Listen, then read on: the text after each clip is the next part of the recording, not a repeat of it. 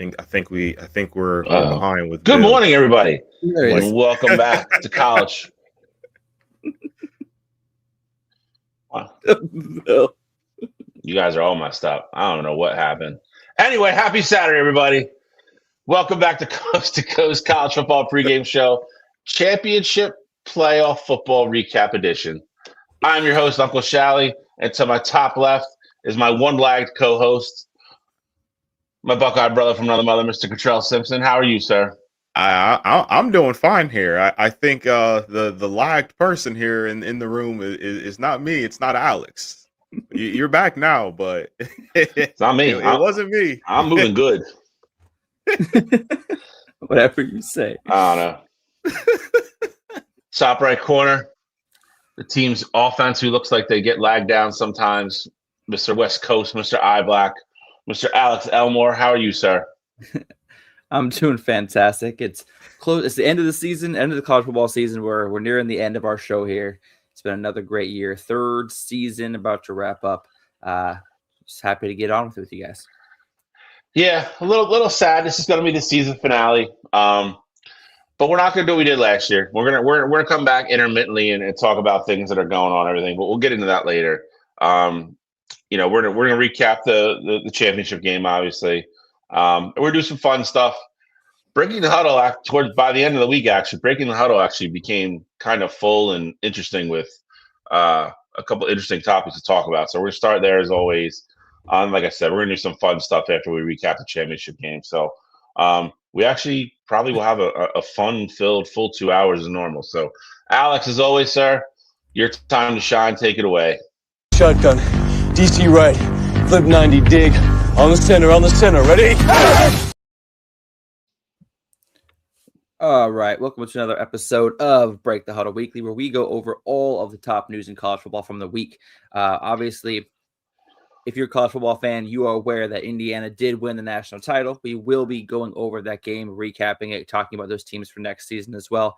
But in the meantime, this week they did come out with a new format for the college football playoff next year, and that's where we're going to start our show today. Now, there's been a lot of talk about growing the field from 12 teams to 16 teams, with the Big Ten even pushing for a 24-team field. However, next year we will not have to deal with any additional teams in the college football playoff, as we will be keeping the number at 12. However, all four major conferences, the ACC, Big 12, SEC, and the Big Ten, will all get guaranteed bids for their conference's championship game. Whoever wins that game will get an automatic bid, no matter what the seeding of that team is. So, like, for example, this year Duke would have gotten in the college football playoff. The other main change is that it mainly affects Notre Dame. But if Notre Dame is in the top 12 at all in the final poll, they are automatically qualified for the college football playoff bracket. It's insane. It's unheard of. Guys, break it down. What's your opinion? Cottrell, let's start with you. All right. So I mean, right away, I think you see the little caveat about Notre Dame, and it's like, damn, how many opportunities are we going to give these guys, and how many luxuries are we going to afford them for not joining a conference? So originally, it felt like the CFP committee was pretty firm with how they felt about Notre Dame, with that initial first year thing where it was like, all right, well, we don't really care about Notre Dame because they're never going to be eligible for a first round bye. And now we've gotten all the way to the point where if they're within the top 12, but certain things don't fall their way, then they're still guaranteed an automatic spot in. So first things first, I think Notre Dame keeps being rewarded essentially for not joining a conference, and I think at some point the NCAA would be smart to put pressure on them as opposed to just letting them do whatever they want. As far as the conference champions automatically getting in, I think it's important to win a conference championship. And I do think, as we are in this CFP era, especially a 12-team playoff, like conference championships are starting to get devalued a little bit.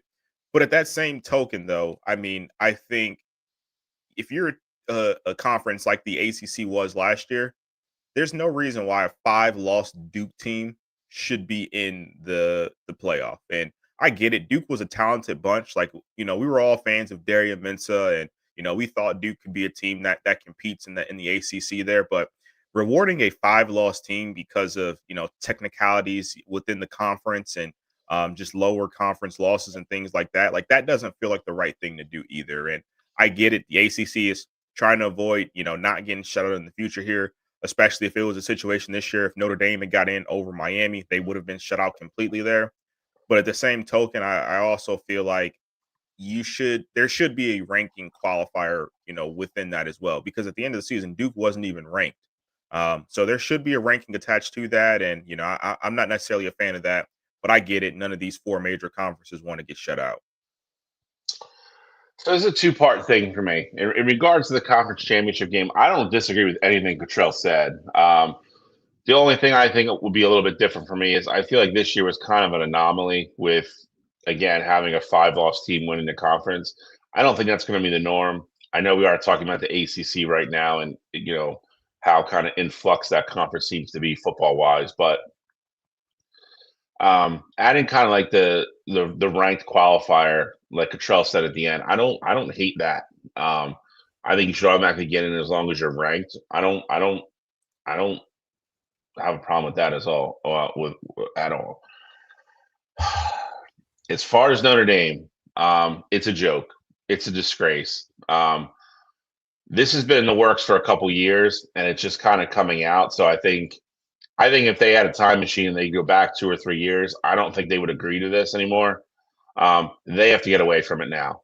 They have the ability to change things every year now. I love that we're staying at 12. We're staying at 12 teams because I still think that's the right number. But Notre Dame can't be protected. Like this isn't a situation where they got kicked out of a conference because they got in a disagreement over money or alignment or something. They chose to stay independent. This is their choice. At any given time, they've been invited to join the Big Ten numerous times. They've been invited to join the ACC numerous times. With the cloud and the popularity and the brand of that school, any conference would love to have them. This is not a situation where they can't find a home somewhere. They choose to stay independent because they want to keep all their money. So let's put it out there that is what this is. You look at any school, any other school in any other conference, like Indiana just won all this bonus money, and they got to go back and share it with Purdue and Northwestern and Michigan State and everybody else. It's not a huge chunk, but it's still taking money away from, the money that school and those kids just earned.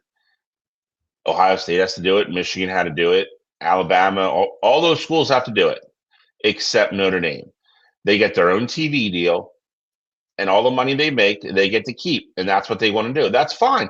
If that's what you want to do, that's cool. You've already seen a bunch of ADs and a bunch of schools come out and say, we're not going to schedule Notre Dame. We're just not. Yep. And that's what's going to happen. They get froze out all of a sudden, and they've already decided to not revisit or not renew their contract with USC. That's one of the few teams that's on their schedule every year that gives them any kind of credibility. So you take that off now.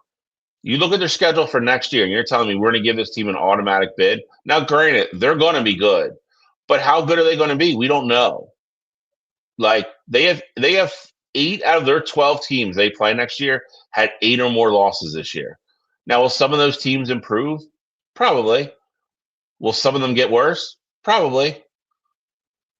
So you have 4. They are, as of right now, scheduled to play 4 teams next year that had winning records this year, and one of them is Navy. So that's a caveat in its own right. So it's really 3. And you want a free pass into the college football playoff every year? Get the fuck out of here. This could be a 1-year thing. This has to go away next year. They get to revisit it. They're going to revisit everything again next year. This has to go away. And I think you're going to see a big push for it. They are an ACC school with 33 out of the 35 sports that they offer. They're independent for football, and they got to cherry pick and choose the Big Ten for ice hockey. Like, enough's enough. Just because you're a Catholic university doesn't mean you're special and you get special privileges. I think you're going to see a ton of pushback on this next year, as you should, and they're going to tell them either join a conference or you get no special privileges. You got to be firmly locked in the top 12, and it's going to be just like it was 2 years ago at that point. You got to earn it. If you don't have a good strength of schedule, you don't have a conference championship game to go to, and you lose to somebody head to head, oh well, you're out. Too bad. Because I got bad news for you. Did anybody miss Notre Dame in the playoff this year? Other than Notre Dame fans. Besides Notre Dame fans, no. Was the college football playoff not good this year because Notre Dame wasn't in it? Did anybody care? Did anybody stop? Was the college football playoff stopped because they were like, damn, Notre Dame wasn't in it. It's not going to be good this year? No. It was great. They're not even the best team in their state right now. So I'm disgusted with this whole thing with Notre Dame. It's got to go.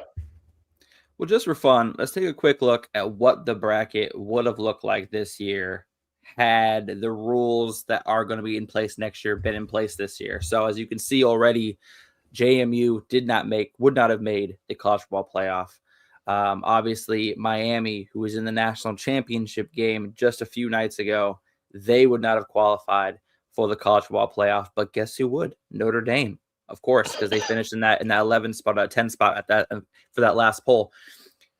Cottrell, you were talking when I sent this to the group chat last night about how you would have liked Ohio State's path a little better through this. You think it would have been an Ohio State, Indiana national championship had this kind of been the setup? I mean, absolutely. I mean, I think Notre Dame is a team who we all kind of thought were frauds essentially throughout the season there. Full gold. And then just kind of seeing the performance that A&M put up in that matchup against Miami. Granted, Miami's a really good team. Like, don't get me wrong, but you just see what they look like against a really good defense.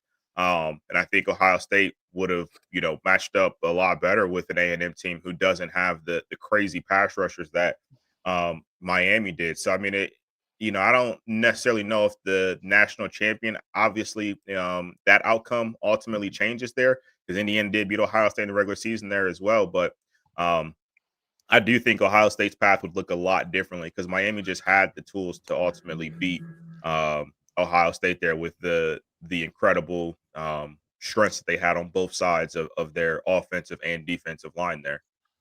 Ohio State's only game would have came in the semifinal. Whoever the Georgia, Ole Miss, whoever came out of that, and that would have been their all out of it. So it would have been So that's a bad matchup for Ole Miss. Ohio State would have been firmly favored there. Ohio State would have walked into the national championship game.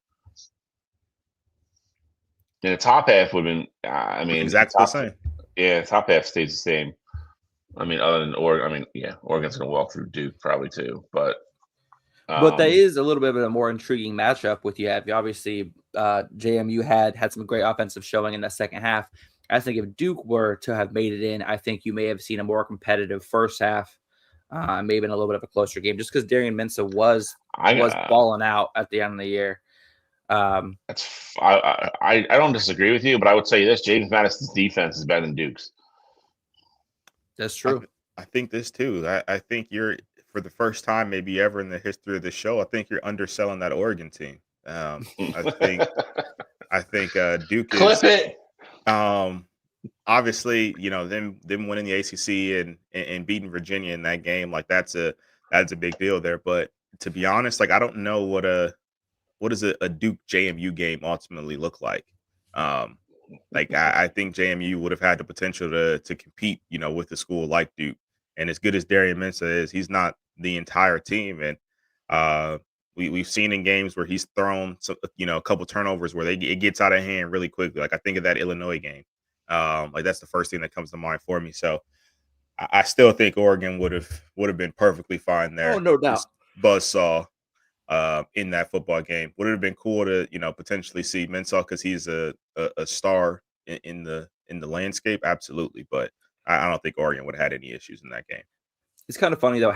It's kind of funny the ramifications though. It had this played out this way, what would have transpired in college football after that? Because Miami doesn't make the college football playoff probably by one spot for the second year in a row.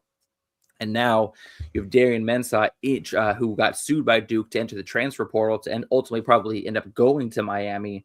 He probably stays at Duke, being the fact that Duke made it to the college football playoff and Miami didn't. So I just think it's funny how the grand scheme and like the landscape of how college football looks like today would be a lot different had this been the case in this scenario. But I'm honestly okay with the rule change of having a conference champion qualify no matter what, because winning those conference championships is no cakewalk. You know what I mean? Like getting through the schedule, earning the right to be in the college football playoff, or sorry, that conference championship game. Whether Duke had a bad season or not, they still earned the right to be there. They're still the second best team in their conference, and then ultimately won that conference championship game. I think they should have had a chance to be in. So I'm totally okay with guaranteeing the Power Four conferences at least one team from the conference championship in the bracket. And then let's not forget, guys, UConn's another independent. They could come out of nowhere. They've had a couple good seasons recently. If they kind of get better up their recruiting a little bit, UConn is going to have that same exact benefit that Notre Dame is benefiting from, where if they finish in the top 12, they're going to get an automatic bid as well.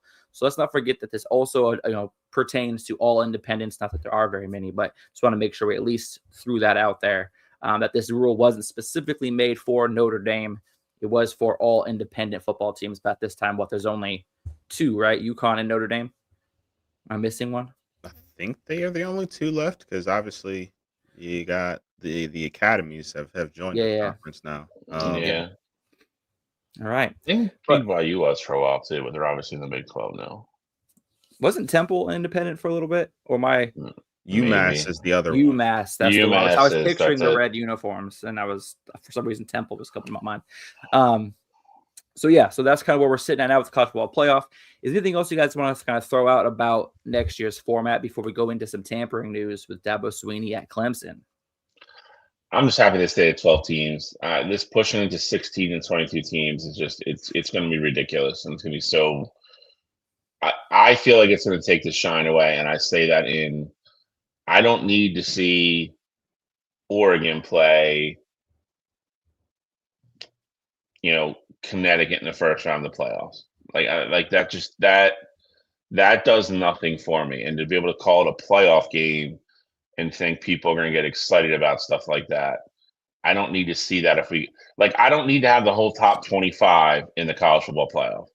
That's not the point of this whole thing. It's to take the top 12, give them a chance to see, and again, instead of settling it with a computer, settle it on the field and find out who the best team is. And once in a while, you'll get the runs like you saw this year with Miami coming out of a lower seed. But most of the time, it's going to come out of the top couple seeds. Like, don't call it a playoff thing and extort more money out of people and expect people to get excited to watch the 5 seed play the 24th seed and be like, oh, it's going to be a great game. No, it's not. People are bitching about blowouts now that are already happening in the quarterfinals. Like, what do you think is going to happen in the majority of the first and second round games? They're going to be blowouts. Like, agreed. I don't need to see them. I don't. Like, again, I just don't. I hope they keep it at 12. I think 12 is the right number. I don't disagree with you. I mean, I think 12 is the right number too. But at the same time, looking at, I don't know if you guys saw it. I think I sent it in the group. Not sure if you guys saw it though. But Josh Pate, I feel like has put forth the best model of how the postseason ultimately can go moving forward here. And I almost feel like, what if there was a situation where if we did expand, and I'm not for expansion, but if we do expand, I'm almost for if we go to 16 per se, or even a higher number. What if we started to have play-in games where you had all these teams that were on the border? So it's 13 through 16 or 18, whatever the case may be. You have them play each other for the spots to get into the college football playoff. And we treat those like bowl game. We call them a bowl game. And essentially they're just like a play-in spot, like how it is for the March Madness tournament. For those, 16 seeds that make the field, but they just want them to figure out, between them, who's going to go lose to the Purdues or the Floridas or the UConns or whatever the case may be. The only pushback I would have on that is that you're adding another week off for those first seed teams. And we're already at a stance where they're 1-7 after that first round bye. If you have a bye where we have playing games and then the first round bye, and then you get to play, like that's another extra week off. I don't think that would play out very well. So I have a solution for that as well. Teams that are going to be in these playing spots are not playing for conference championships. You play those games the same week as conference championship week. But how can you guarantee that they're not playing for conference championships? Think about what Duke was in the conference championship this game, and was what Yeah, was. I mean, yeah, I mean, you couldn't be able to guarantee it. But Duke's not Duke. Duke is a perfect example. Duke was not in that 13 to 18 range. No, but there's going to be a situation probably at least once a year where one of the conference championship teams are in that 13 you could 18 range. you could even throw in a stipulation where if you are playing for a conference championship, like you have the opportunity to play your way in there. So like that is your playoff game. So then you just exclude that team and just go with the next team right underneath them. I mean, there's ways around it. Trust me. I don't think there's any way they would play playoff games on the same week as conference championship games. But they wouldn't be playoff games. They would be, especially with the what was it, the Big 12? The Big 12 just moved their games to Friday. It's still a playing game though. It's still like if you make the field of 68 and you're one of the playing games, you still technically get to say you made the tournament. Absolutely. So I mean, football it's gonna be the same way. They're gonna be able to say they made the playoff. Like I don't. And again, I guess the other thing would be is where are you gonna air them? Like you know what I mean? Like somebody wants them. I guess, but you're gonna be going up against other conference champion. Yeah, you're gonna be going up against other conference championship games. You don't have enough. You don't have enough time slots. My point is, there's only in that scenario. If we go to 16 teams, there's only 2 games that would need to be played. And my point is, like the Big 12 just said, "Hey, you're playing our games on Friday night now." So one way or another, you could either say, "Hey, Big 12, you guys are playing at 7:00," or if we got a West Coast game, we can air that at 10:00. I'm not saying that's like the most ideal or anything like that, but you can absolutely use Friday and Saturday now, especially with how these conferences are starting to space out these games. I think the only way you could add another game and have it be successful is if you took the top 4 teams in each conference and had a mini tournament for the conference championship.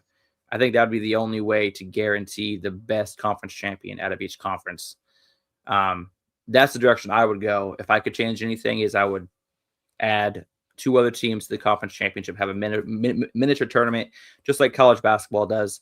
That way, there are going to be opportunities for Cinderella stories like Duke, for example, to get into the college football playoff and, shock the world. So that's what I think. If they were going to add any sort of games, that's where I would add it, is in the conference championship pool. But I do see what you're saying. I just think that that's either going to add a week, add an extra week of bye for those 1 seeds, or it's going to cause a whole traffic jam of games. And like I said, there's too many what ifs. I guarantee that at least one of those 13 through 16 teams are going to be in the conference championship. And then there's a whole other stipulations. It's just, I feel like it's going to muddy the water even more. I'm just saying, I think if we ultimately go to a situation like that, we kind of start to get rid of a situation where teams are like, we're not talking, in my opinion, I don't think we'd be talking about teams who didn't make it, because just like how it is in the NBA, essentially with the play-in, like we're not talking about, oh yeah, like that 10th seed, Miami Heat team, they could have really went on to win the NBA Finals there. Like I think adding the play-in, if you want to do expansion, I would put it as a play-in, so then that way we don't really get these too many crazy lopsided matchups, because I'm sure the battles of 13 versus 16 or whatever the case may be would be a lot closer than just throwing a 16 seed up against the number 1 overall seed in the tournament. I get it, but I mean, I feel like this is going to happen the following week anyway. Like I don't disagree with the MEA analogy, but to that point, they still give them a chance to get in, which is ridiculous. So it's like, I just think this. I think the scheduling is already tight and gruesome as it is, and to try to throw in extra games somewhere else, I feel like a lot of ADs and I feel like a lot of coaches are going to push back on it. I don't know about ADs because they'll be like, "Oh, it's more money," but Yeah, I know they want to push it to 16, so I'm really curious to see what they do. Because my biggest concern would be exactly what Alex said. If I'm a 1 seed and now you're making me sit for, Yeah. it's already what, 2.5 weeks, like Yeah. now. So what? Now it's gonna be a month again. Like that's what we were trying to get away from with this. Like, and now this is what greed does. Now it's always just trying to insert things here, make more money. But then like at that point I don't want to be a top 4 seed. I don't want to sit for a month. Like Okay.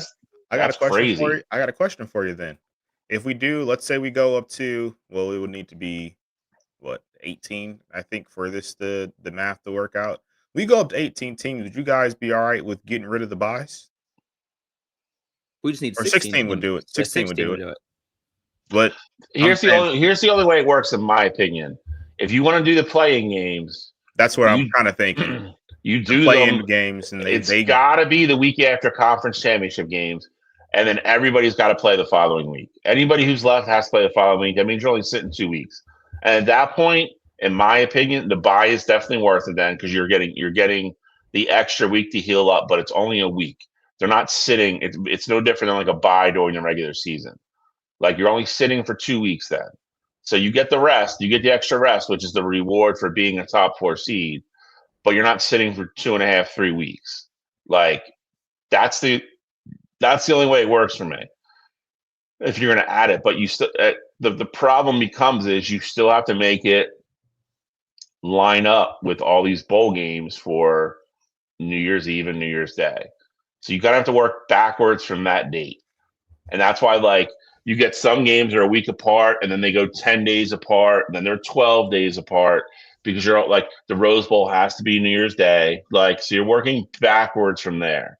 So it's like again, you're adding all this extra stuff. Like if you go to 16 and do the play-ins and then everybody plays the following week, I'm not so much opposed to that model. But that's what I'm that's where I'm at. I just don't think anybody should be Sitting for too long. I hate it. I just don't like. I don't even care if it's my team. I just don't like it as a fan. Like if I'm sitting, like let's be honest. Like if your team is not in it, like you're like, all right, cool. Like I want to see Indiana play again, or like I want to see Ohio State play again, or I want to see Oregon play again. Like whoever it is in those top couple seeds, like I'm waiting for those teams to play at that Yeah. point. You know what I mean? So it's like, I gotta sit here and like you guys. I gotta watch Duke and Boise State. Like that does nothing for me. Like they're fine. They get the good teams back on the field quicker then, and then I can at least entertain it if it makes sense. All right. Well, there's going to obviously be a lot of debate about what the perfect format for the college football playoff is going to be in the future.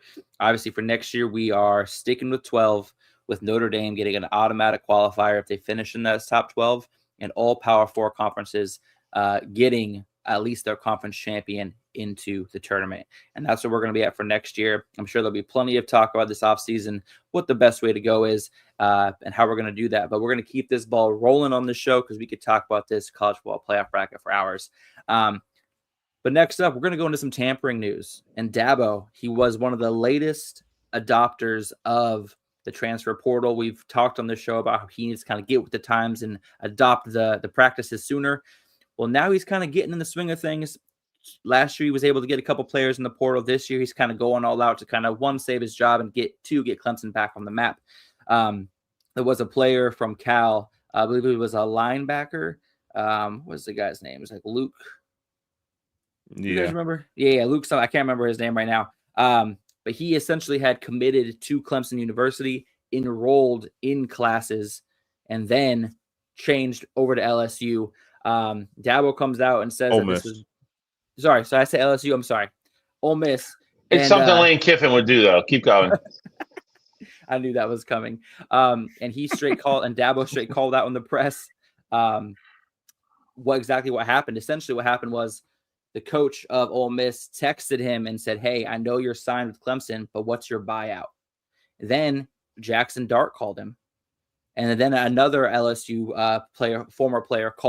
Ole Miss player called him as well to try to entice him to leave Clemson and go to Ole Miss, in which he ended up doing. Obviously, this is going on all over the country, but Dabo is pissed. So he's coming out about it and talking about it openly. What's your guys' opinion of this? Do you think more coaches are going to come out? Obviously, last year we had that one coach talk about Alabama taking his kicker and his punter during the game in a press conference. But Dabo was out for blood. So what exactly are we thinking is going to be the ramifications here? How can we stop this? Or is this just going to be how it is?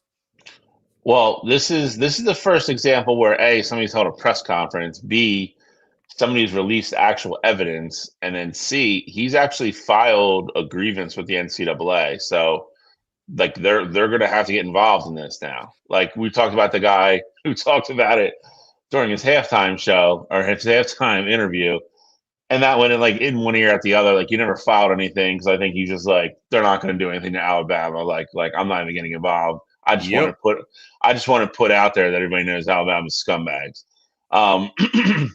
Dabo's not taking that route.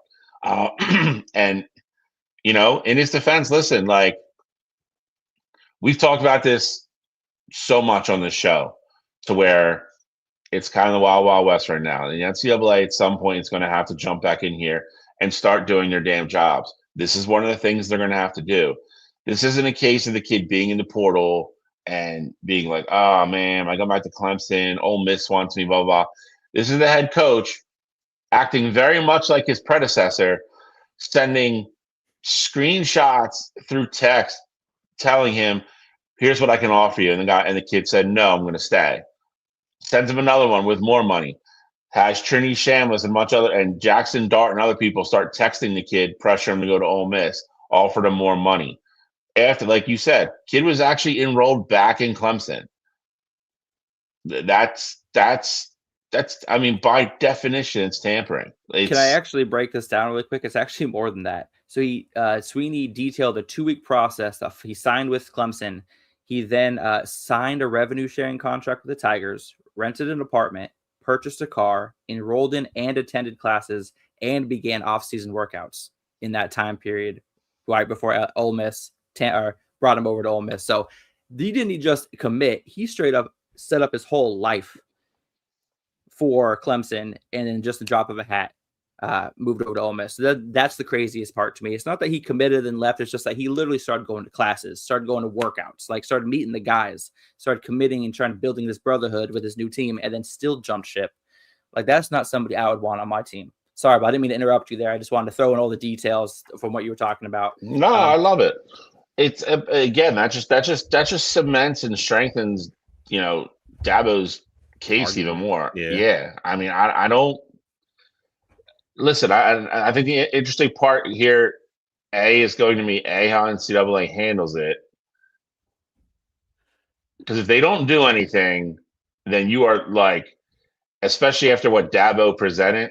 If they look at that, I have to think some coaches are like, Ole Miss is about to get in trouble. Like, and if they come out and don't do anything, then I mean, I can't even imagine what's going to start happening. And B, I think the punishment has to be severe enough here that it deters other teams from doing it to the point where they're like, yeah, if we get caught, like it's going to be bad. Like we got to be careful what we do.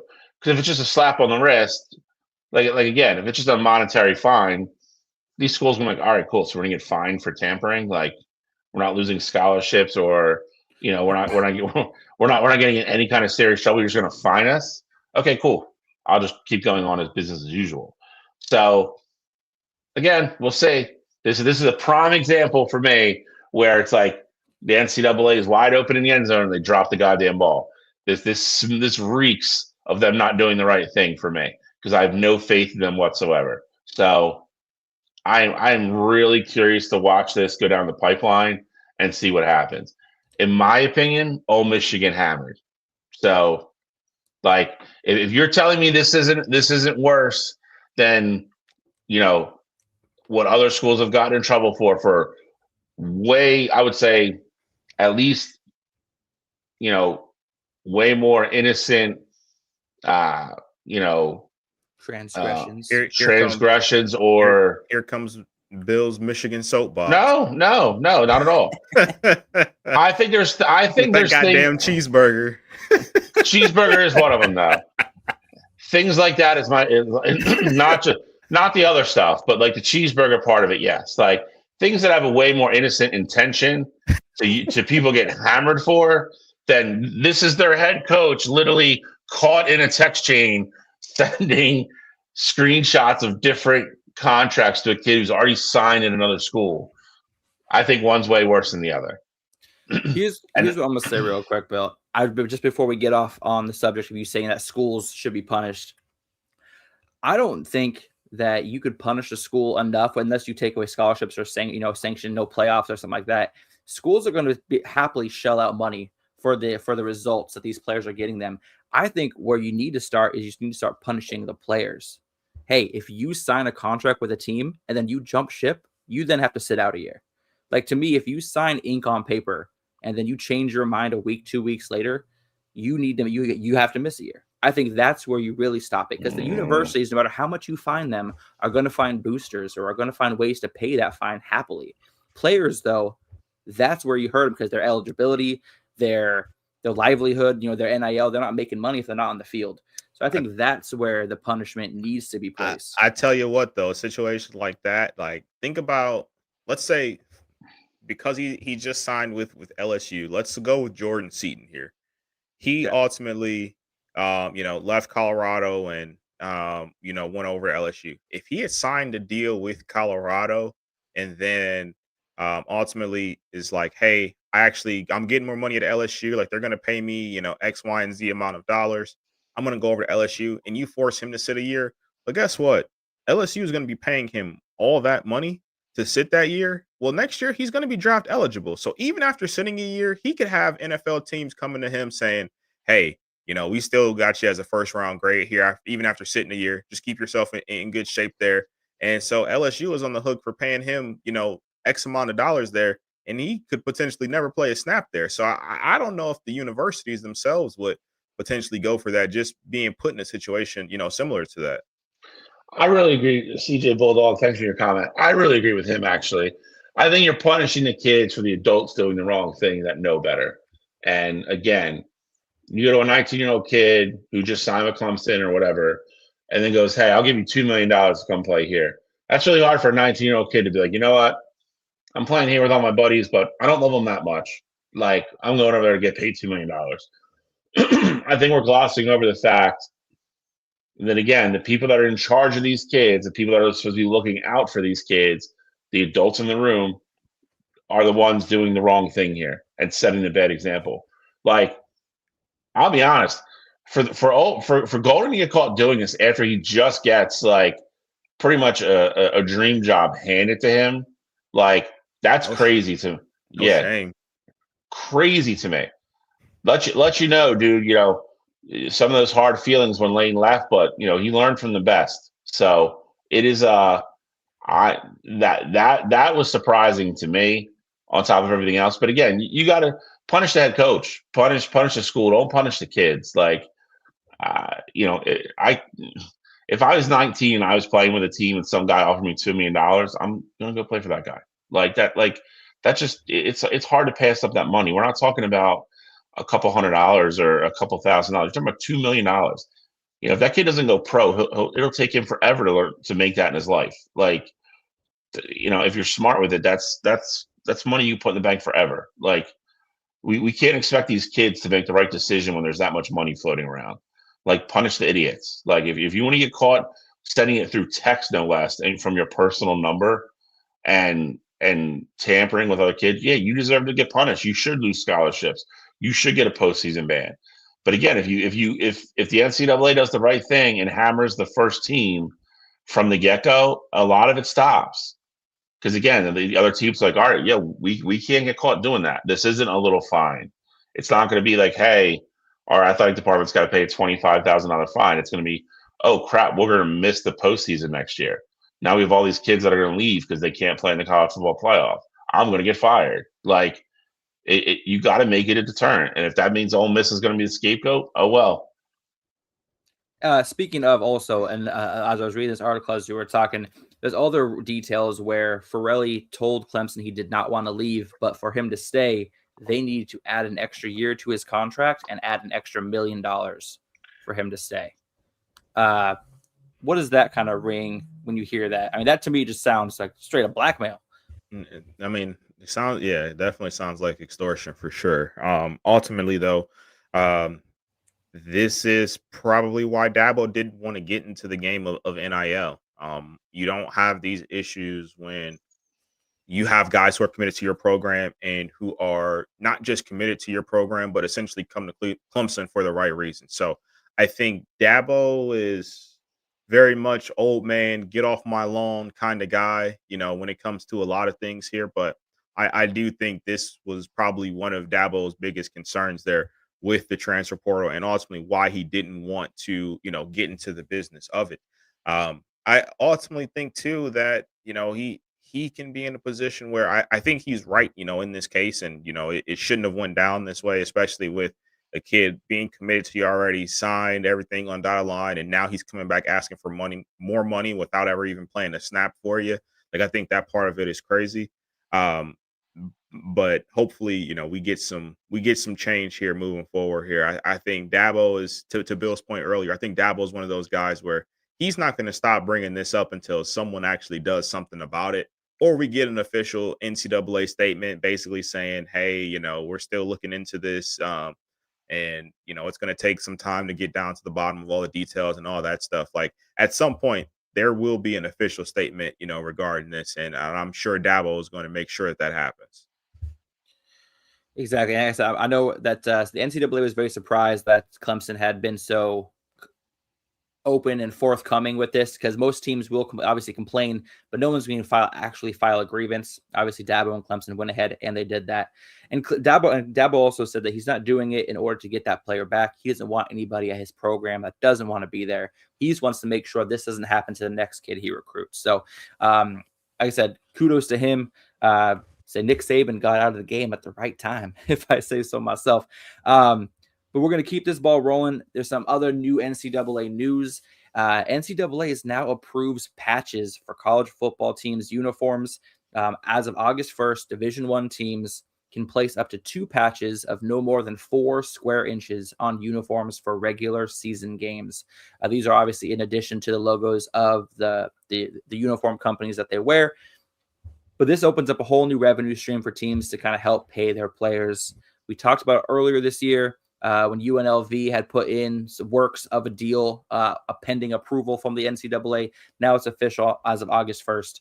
College football teams can have logos on their jerseys. You think this is a good direction for sports? Obviously, allows the universities to get a little bit more money to pay their players to be more competitive. But in the grand scheme of things, how do we feel about this deal? For me, I think it really just depends on the school itself there. I think for schools like, UNLV is a perfect example. Like I think with them putting, stuff on their uniform, it's not going to really take away anything from that. But for me, and I know big schools will do it as well, just because they are greedy. If they can get more money coming in, whether it goes to NIL or stadium improvements or whatever the case may be, they're going to do it as well. Because I know we talked about this a few months ago. I think when UNLV first kind of had that deal in place there, and we said that we didn't think that the bigger schools like Ohio State, Michigan, Oregon would do it just because of the way that their jerseys are. Like you don't want to ruin them with the logo, but 2, they're just bringing in so much money. Like Ohio State's bringing in so much money from Nike. Oregon is Nike, and Michigan is probably Jordan Brand's biggest school in college football. So like you didn't think that they would add these logos to the jerseys there.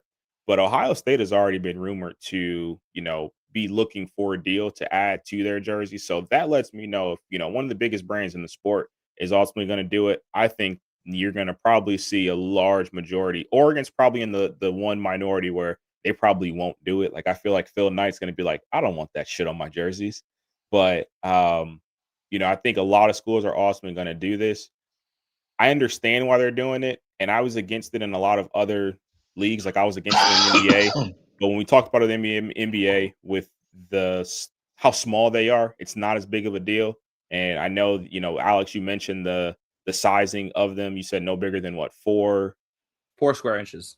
4 square inches there. So that's not going to be too bad. But ultimately, I am against putting these on there. It's going to just it's just going to give it a different feel. That's all. Yeah, I'm kind of torn on this. I definitely love it for the smaller schools. And I know that's what I said when we originally talked about it. Because again, I think for UNLV to get, a partnership with, local grocery store chain or something that's going to pump another million or two into their NIL every year to help a school like that. I love that. To your point with the bigger schools, I mean, I feel like we're just being gluttons at this point. Like, I mean, nobody on this show's school is hurting for donors or endowment, anything like that. I mean, it's a little crazy, and I'm kind of with Cottrell. I mean, not so much Oregon, and this isn't a shot, so don't take it that way. But like, you guys change your uniforms every week, whereas you know me and Cottrell, like Penn State, Alabama, schools like that, they have very traditional uniforms that are, they're clean for a reason. You know what I mean? And it's there's a lot. I remember, for instance, when even like Ohio State, Penn State, Michigan, they all signed with Nike, and there was people back then that were like kind of an uproar about it because they were like, we don't want the swoosh everywhere. Like, it's going to be everywhere now. And like Nike had to be very like strategic about where they put their branding on the jerseys now. So yeah, I mean, a 2 by 2 inch patch is not very big, but like for the traditionalist people that are used to just everything looking a certain way all the time, like, it's still going to stick out. I'm just imagining an Ohio State jersey with a Tide patch. Just that's what I mean. Like, it's and I guess you got to look at it like, listen, I mean, we make an enormous amount of money from the Jordan brand, which is still Nike. It's so do you guys, obviously, and then obviously, you look at Ohio State, Florida's Jumpman now, a bunch of other schools that are Nike. None of them are hurting for money for what they're making off merchandising from Nike and Jumpman. But if you have some huge company come and say, hey, we're going to give you, we want our, like Alex said, like, we want our All-State, we want the Aflac duck on your jersey every year, and we're going to give, that's what I'm saying. Like, and we're going to give you $4 million every year to put a little 2-inch patch on your jerseys. It's really hard to say no. Like, it's not going to be like, hey, like, it's some like local insurance company. Like, no, it's going to be Aflac, and we're going to give you $4 million every year.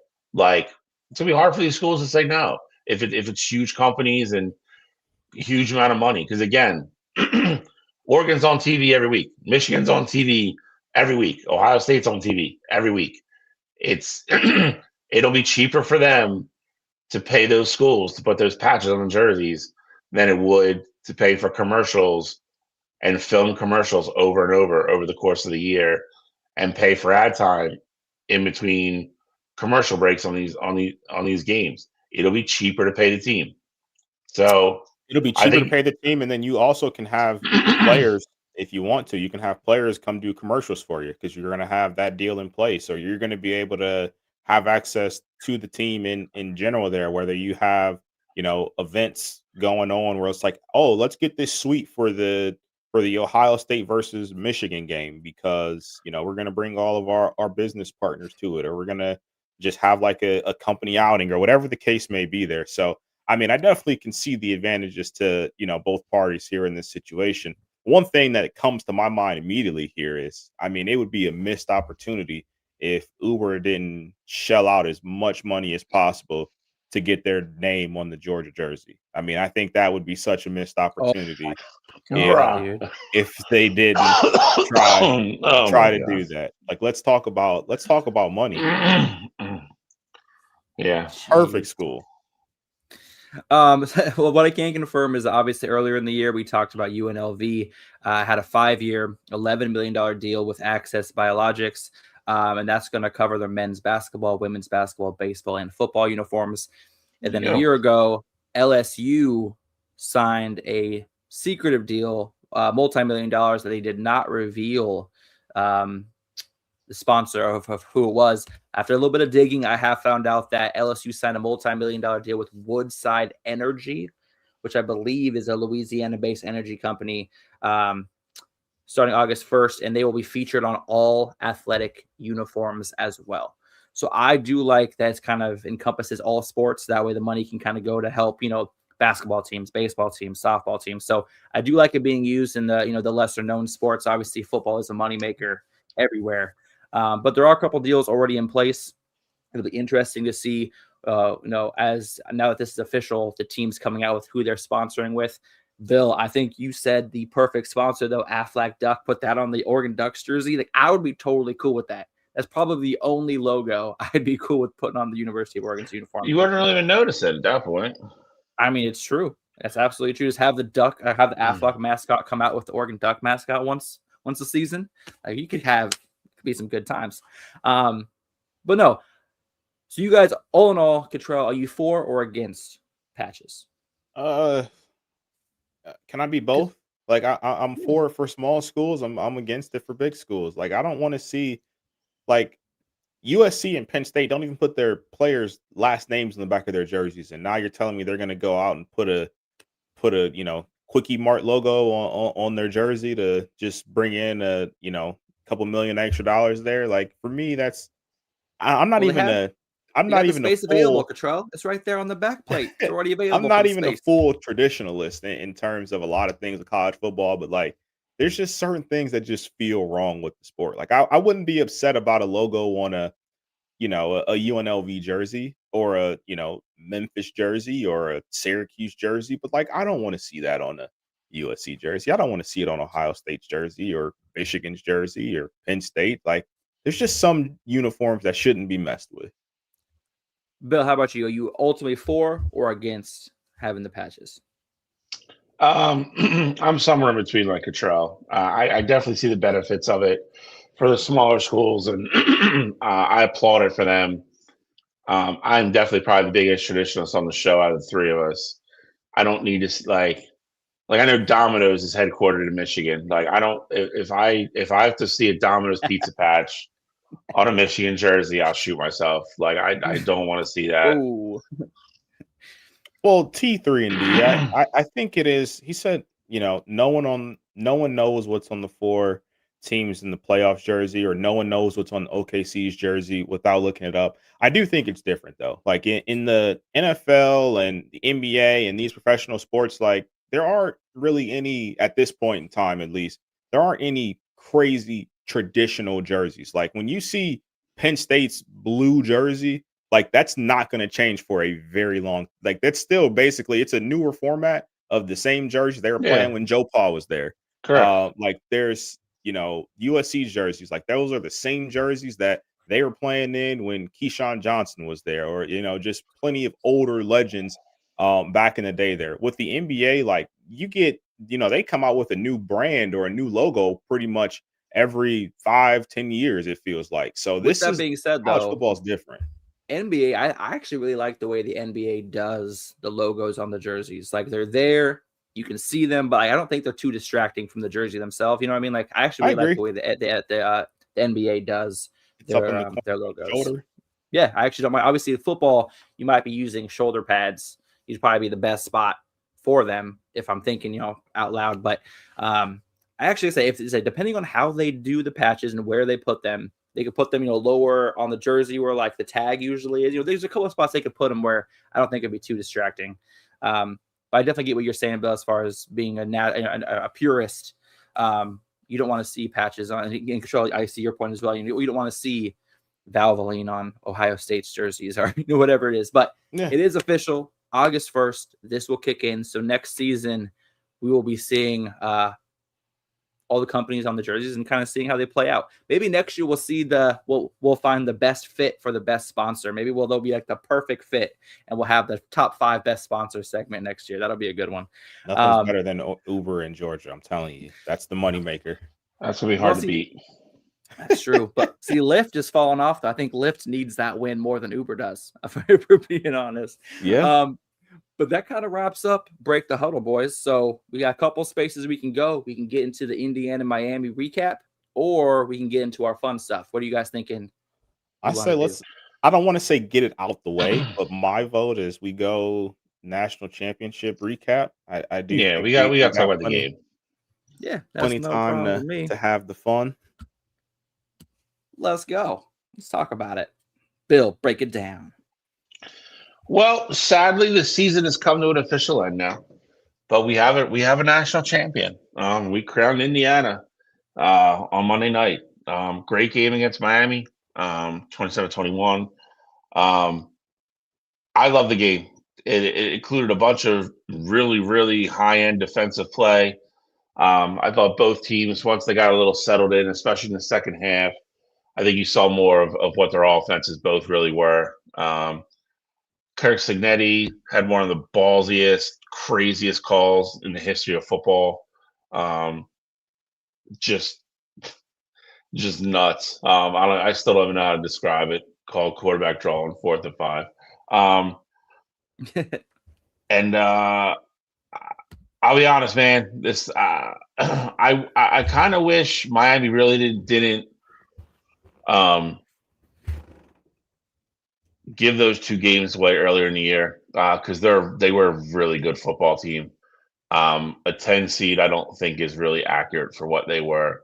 And I know they were seeded based on what they did, and I'm not saying the seeding was wrong, but they were a damn good football team. I think they deserved to be there, and they showed.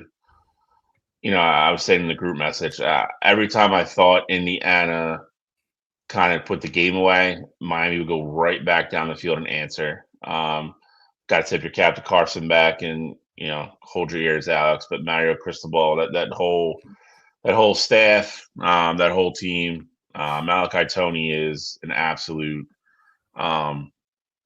star. That kid's going to be great. Defensive players on both sides. There's a bunch of NFL kids on both these teams. But we can get into the game and breaking it down. I don't want to go over the whole thing. I want you guys to jump in here and kind of get into the nitty gritty. But overall, again, as a fan with no dog in the race whatsoever, I thought it was a great game. I thought it was well played.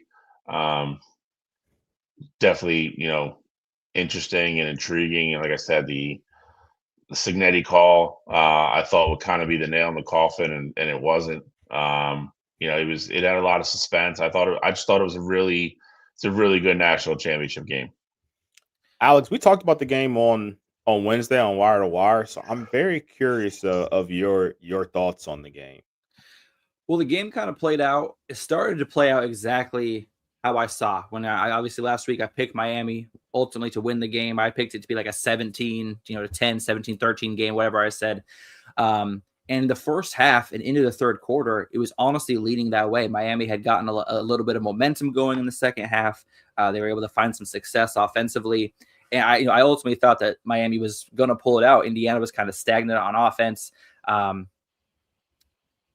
then Indiana kind of took over, possession, and Mark Fletcher, he played fantastic. Malachi Tony played fantastic on Miami's side. Carson Beck, though, was the one stat we talked about last week was that 6 of Carson Beck's last 8 interceptions have come in losing efforts, and he played an absolutely flawless game the entire night. And so that very last drive to kind of take the team down there and try to go for the win, Kurt Cignetti called the perfect timeout. Miami was driving. Kurt Cignetti called his final timeout. I think it was like just over a minute left, just under a minute left, something like that. And just kind of talked to his guys, got their head right, and made sure the play was set up correctly. Very next play, Carson Beck throws the interception. some people said, Carson Beck's going to Carson Beck, and that's kind of exactly what happened because he was playing flawless football the entire game, taking the checkdowns, making the smart throws. I'm not sure what happened here. The receiver wasn't turned around. He's also much farther out towards the end zone than the throw was. This was Carson Beck's worst throw of the game. But just like Bill said, you got to you got to give credit to Miami. Mark Fletcher had a fantastic game, 6.6 yards per carry against Indiana's defense is nothing to bat your eyelashes at. Malachi Toney, 122 receiving yards. The guys that I said you had to give the ball to absolutely showed out and did their part. But I tell you what, Fernando Mendoza, he took not only shots to the front, but shots to the back for his boys, as he said after the game. One of the wildest interviews. If you haven't seen the interview of Fernando Mendoza after the game, go watch it. It's another masterpiece, of course. But no, Indiana controlled time of possession. That's exactly what I thought Miami was going to do. Control the ground game, control the excuse me, I can't talk this morning. Control the ball, control the clock. But Indiana owned the ball for 36 minutes of this game. Miami only had 24 minutes of possession. So Indiana did to Miami what Miami needed to do. Fernando Mendoza, hats off to him. Fantastic run. Curt Cignetti, ballsy call, especially 4th and goal like that. Was it 4th and 4 on the 6 or whatever it was? It was a fantastic game. I don't think we could have had a better game with any other matchup. I think this was the right national championship this year.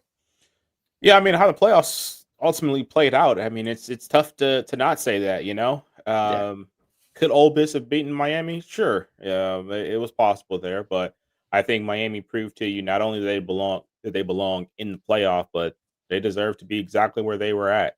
You beat A&M team who a lot of people had considered a top 5 team pretty much all year, and even after the loss to Texas at the end of the year there. Then you go out and beat the consensus top 5 team in the country in Ohio State.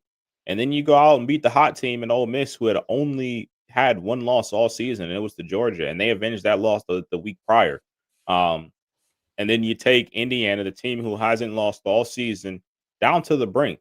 You have the ball in your hands. You have the opportunity to go potentially win the football game, and it comes down to a costly turnover there at the end. So I'm 100% with you. I definitely think this was the right national championship. I will say that's the other thing that I love about the playoff expansion here is I think last year you could probably argue that, Ohio State got hot at the right time, but I also think, going in, Ohio State was one of the better teams in the country.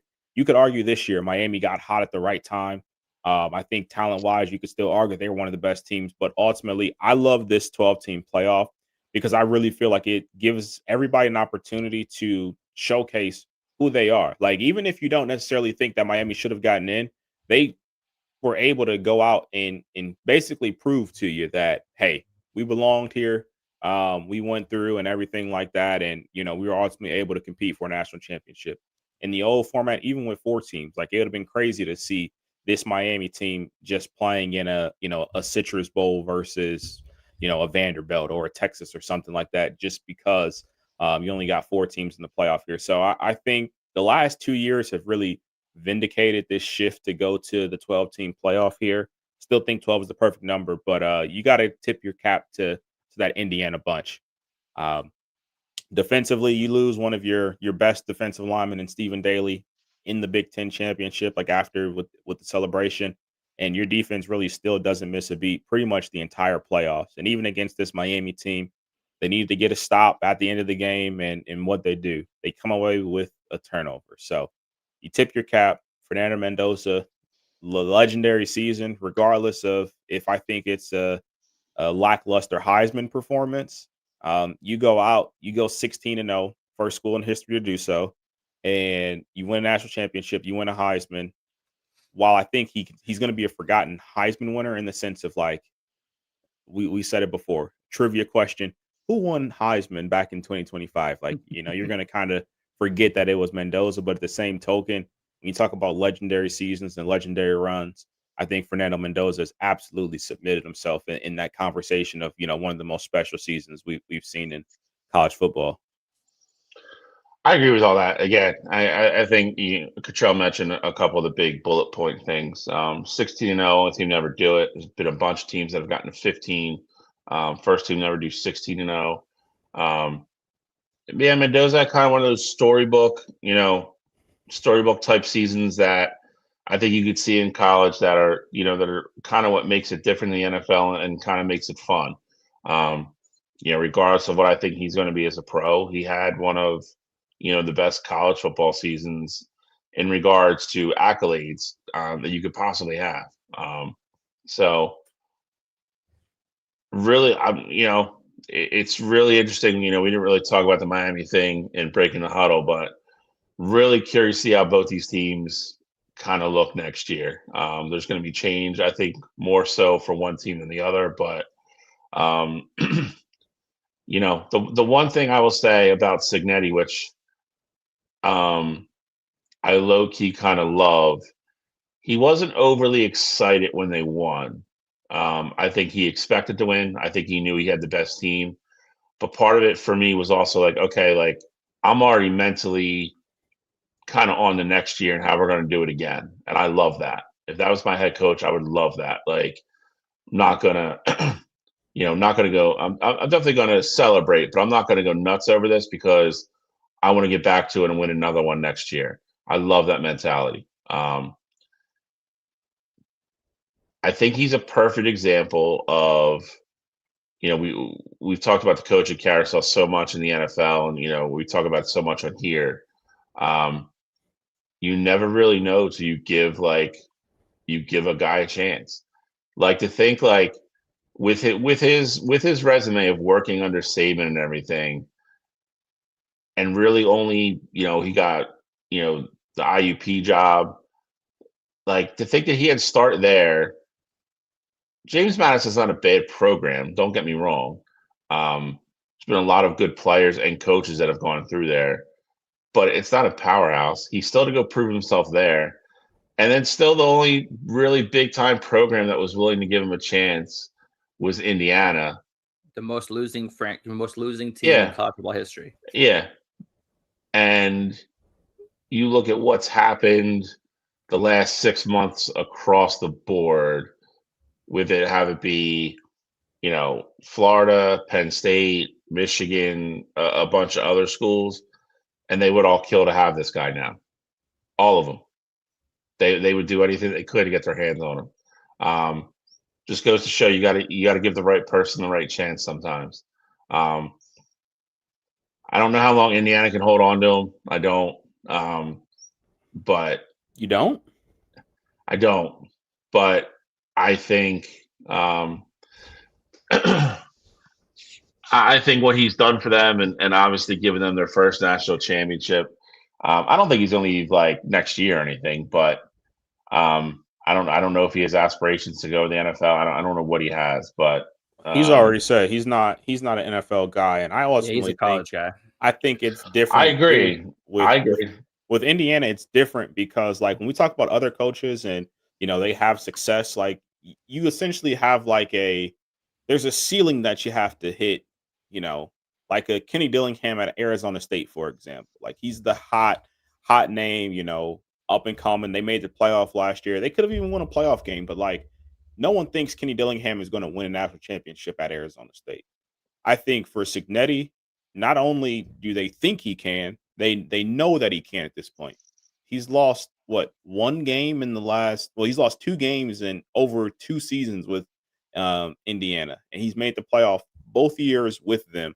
They are a heavy force in the transfer portal right now. Like they got Nick Marsh, receiver from Michigan State, number 2 class right now, if I'm not mistaken. They got Josh Hoover from TCU, who was a starting quarterback last year. So like, I think everything that Indiana is doing right now is very sustainable. They're recruiting well from the high school ranks. And if you're Signetti at this point, why would you go somewhere, even if it was a bigger brand? Indiana has shown you that they're going to spend the money to keep you there. They'll give you the raises every year to make sure you don't go entertain other jobs. But you've proven that Indiana is a place that can compete for national championships. For me, I wouldn't want to go and build another program, even if it's a higher, prestigious program. I wouldn't want to go build them up when I could turn Indiana into a freaking powerhouse. Like we're going to be talking about Ohio State, Oregon, Michigan, Indiana. Like we're talking Indiana before even getting to to Penn State or USC or Washington, like for football. So for me, if I'm Signetti, if Indiana's keep showing out the money and they're, able to hit the portal the way that they have been and potentially give me raises every time a new job opens up, I don't know why you would even consider ever leaving that place when you can be a legend at the school. I would tell you he's already a legend there now. Absolutely. I'm not saying he would leave, but again,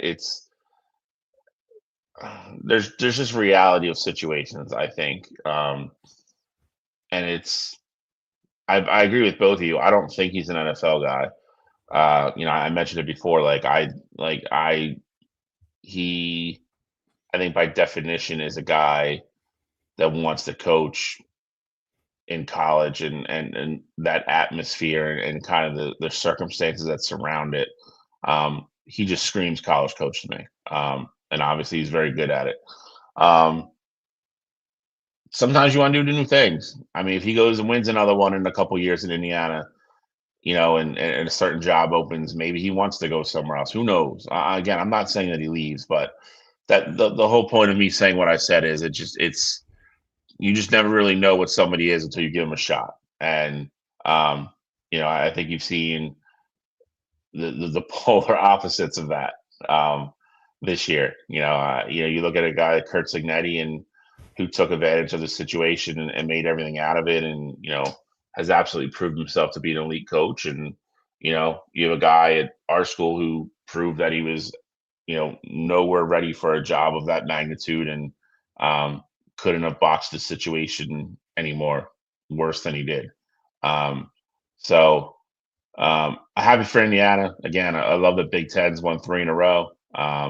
Best conference in the country. Don't want to hear otherwise. It's not really up for debate right now. And I think there's a good shot that the champ comes out of the Big Ten again next year. So I love that the Big Ten's kind of taking over college football, and getting getting the kind of the due recognition that they deserve. Because it's fun when everybody can pay players and it's even. So here's a question for you guys, though. What, on a scale of 1 to 10, what do you put the odds of Indiana not only making the college football playoff next year, but possibly running back another national championship? They're losing their quarterback and both running backs, 4 out of their 5 top receivers, 2 top tight ends, 5 out of their 7 defensive linemen, 4 out of their 5 offensive linemen, top linebacker, and their top cornerback. That's a lot of pieces to replace in the portal. There's a lot of stars in the portal. Yeah. I think it's very realistic for them to make the playoff next year. A 16-0 run.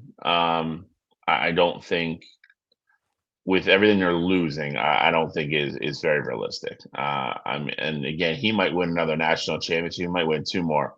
I don't know if he'll ever go 16-0 again. That is a juggernaut, and again, a legendary type of run. Like, I don't think they grow on trees per se. Listen, their model is they're going to recruit from high school to positions they feel like they can coach and coach up, and then other positions they've tagged as, we want to take guys out of the portal every year and fill those positions. I don't think it's a bad model. I also don't think you're going to hit on every single guy like they did this year. Like, is what's his face going to play as well as Mendoza did? I don't know. I mean, is he a good quarterback? Yeah. Is he Mendoza? I don't know. You know what I mean? Like, so it's also unrealistic to think that they're going to continue to hit with the success they hit with this year and everybody coming together. And that's where the coach comes in, and I think a lot of it falls on Signetti coaching these guys up, getting them in that culture and of that mindset, and getting everybody pulled the same direction that that team pulled this year. So I think Indiana will be really good again next year. Again, are they national champion next year? I don't know. I don't think they're 16-0 next year. I'm not going to be surprised if they're in the playoff, but they do. They are pretty much going to start a completely brand new team next year. But again, a lot of it is guys that have already been playing. Like we talked about Marsh. Like, I think he's a guy that was absolutely underutilized at Michigan State because they couldn't get them the football because their quarterback play and their line play was so bad. That's probably not going to be the case in Indiana. So, they definitely have the pieces, but to expect this every year and to come out of the portal with all hits on everybody across the board like they did this year, I also think that's unrealistic. So I agree, and I also think their offense will be fine. I think it's more so the defense where I really have the question marks. Their offensive line is, for a lot of the pieces there are returning. They also got a big time guard out the portal from Wisconsin. I think that's definitely going to help there as well. And then you have Josh Hoover coming in to play quarterback for you. You have Charlie Becker returning, who showcased that he can be a really good receiver, especially in that system. It was very reliable. They said on the broadcast national championship game that he had 0 drops all season there. So a very reliable pass threat for you, and you pair him with a Nick Marsh there as well. I think that's going to be, the offense will be fine there. Defensively, they're losing Pons this upcoming draft season, but they're getting AJ Harris from Penn State, who was a high recruit there, and I think is very much a really good player here. So I think where you are losing, you're also gaining, not necessarily the exact same level of talent, but pretty comparable talent there. So I think that Indiana will be just fine, moving forward next year. And I think the biggest thing too is what we talked about, what they have at the coaching position there. So Signetti is going to do whatever he can to put his guys in a successful spot there. And I'm sure they got guys that are chomping at the bit to get out there. We saw it last year with Ohio State. Like, a lot of people didn't think that Ohio State could, be even close to what they were to the year prior with how much they lost. And we saw the run they had during the regular season there. I think Indiana absolutely could be in a very similar position there with what they're bringing in through the portal, and just some of those pieces of what they bring back in the important positions, like with the offensive line there, and ultimately what they have on offense. All right. Well, that kind of wraps up the recap of the national championship. Cottrell, I think from here on out, I think you're in control, my friend. Where are you wanting to go next? All right. I think it's the perfect little segue here. But with what ultimately happened this year, we gave our way too early predictions for the 2026 season, and we had some hits. Like, I know I had Texas Tech. I believe one of you guys had Ole Miss. Another one of you guys had it was one of the surprising teams this year in the playoff. Besides It was James Tulane. Madison? Tulane. Alex, you had Tulane. So like we had some hits on our way too early predictions there. So let's go ahead and go over to the way too earlys for next season. Let's do it. All right. So I think I am first up here. Way too early. I'm going to go in order. I'm going to go from 1 to 12 here. So I think you're going to have Ohio State as the number 1 overall seed next year. Turn a lot. Not going to be losing too much. Losing a couple pieces defensively, but I think offensively they are going to be a juggernaut next season in Julian Sain's year 2. With that said, I think the team that I have in my 2 slot could easily replace them in that number 1 spot there. I think it's going to come down to who wins the Big Ten championship there. But number 2, I have Oregon. I love what they bring back. Losing Kenyon Sadiq will be big, but you're getting Dante Moore back. You're getting Evan Stewart back next year. Obviously, DeCorian Moore will be back, and that defense has a ton of talent returning. So I think Oregon will be a force next season. Number 3, I got Georgia. Kind of sticking with the trend here. I like the teams that are bringing back their starting quarterback from the year prior. I thought Gunnar Stockton looked really good this past season. I think they're going to build on that and win the SEC again this year. Number 4, I got Notre Dame. And as much as it pains me to put them here, I think they've been, rewarded a lot of luxuries and things like that from the CFP committee. I just think they're going to be a really good team this upcoming season. I thought they were a year away last year. CJ Carr's, first year starting. But I think the defense will be much improved. A lot of those guys are getting, year older and things of that nature there. I like what they brought in from the portal at the receiver position. I see Notre Dame getting the first round bye there. Number 5, I got Texas. Arch Manning returning. Colin Simmons defensively, obviously, will be returning there. They hit the portal. They got some big time additions on the offensive side of the ball. I think they're going to be absolutely phenomenal. Number 6, I got Indiana. Small step back. Maybe they lose a game, in the regular season. I don't think anything crazy there, but I think Indiana will still be a force. Number 7, I got Texas A&M, another team that's returning their starting quarterback from last season in Marcel Reed. Defense will still be really good there. I think A&M is going to be a team to reckon with still. And then the last team I got having a home playoff game is going to be the Ole Miss Rebels. I think with Deuce Knight being there, that offense will look very similar to what it did this past year. Kawan Lacey will be back there as well. I think that Ole Miss team is going to be in for a treat. I think they're going to surprise a lot of people with what they do next season. And I have the perfect matchup for them in that first round, facing off against Lane Kiffin and that LSU Tigers team. Lane Kiffin's got to go to Ole Miss twice next year. That's I crazy. would absolutely love to see it. As much as I didn't want to put LSU in the playoff because I'm going to be rooting against them, I just think they got too much talent, man. Yeah. You bring in Sam Levitt, you bring in Jordan Seaton, you bring in the Edge, you bring in Prince from Ole Miss. Like it's just too much talent on the LSU team. Plus, they already had. Number 10, I got Texas Tech. I think they find a way to win the Big 12 yet again. Brendan Sormsby is going to be a big time piece for them. I think that'll help them win the Big 12. Number 11, I got Louisville. I think next year is going to be another down year in the ACC. And I think you're going to have a surprise team come in and just steal it and sneak into that playoff there. And then for me, number 12, my, at-large school is going to be Memphis. I think Memphis next year is going to be a really good team. I think they got 2 of the quietest additions from the transfer portal, depending on who wins that job, whether it's Marcus Stokes or Aaron Nolan. Marcus Stokes is a kid that came from D2. Told you guys he reminds me a lot of Trinidad Chambliss, in the sense of coming from the D2 ranks and being able to come up and, showcase a ton of talent. But they also brought in Aaron Nolan from the portal, who was a highly coveted former Ohio State kid. Then he went to South Carolina, but just really hasn't had the opportunity to play football yet, behind Julian Sand at first and now behind Lenore Sellers at South Carolina. I think those two competing, either one of those guys getting that starting job, Memphis is going to be a team to reckon with. So those are my 12.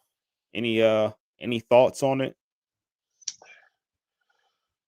I like your ACC take that an unexpected team is going to make it next year. I just don't agree with the team foreshadowing, but I do agree with what you're saying. I 100% agree with the ACC statement.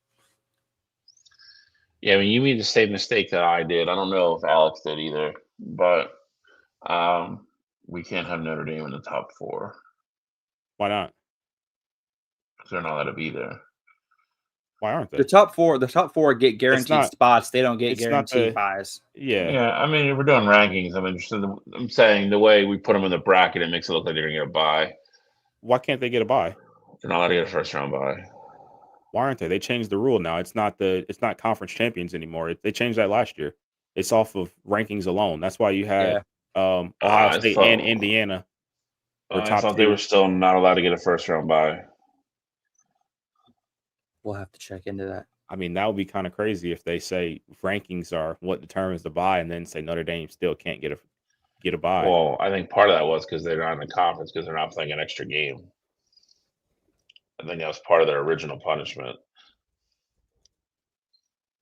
I could be wrong, but I'm pretty sure Notre Dame, under the new rules, Notre Dame can get a first round bye if they're ranked in the top 4 by the selection committee. All right, cool. Then I guess we're all right then.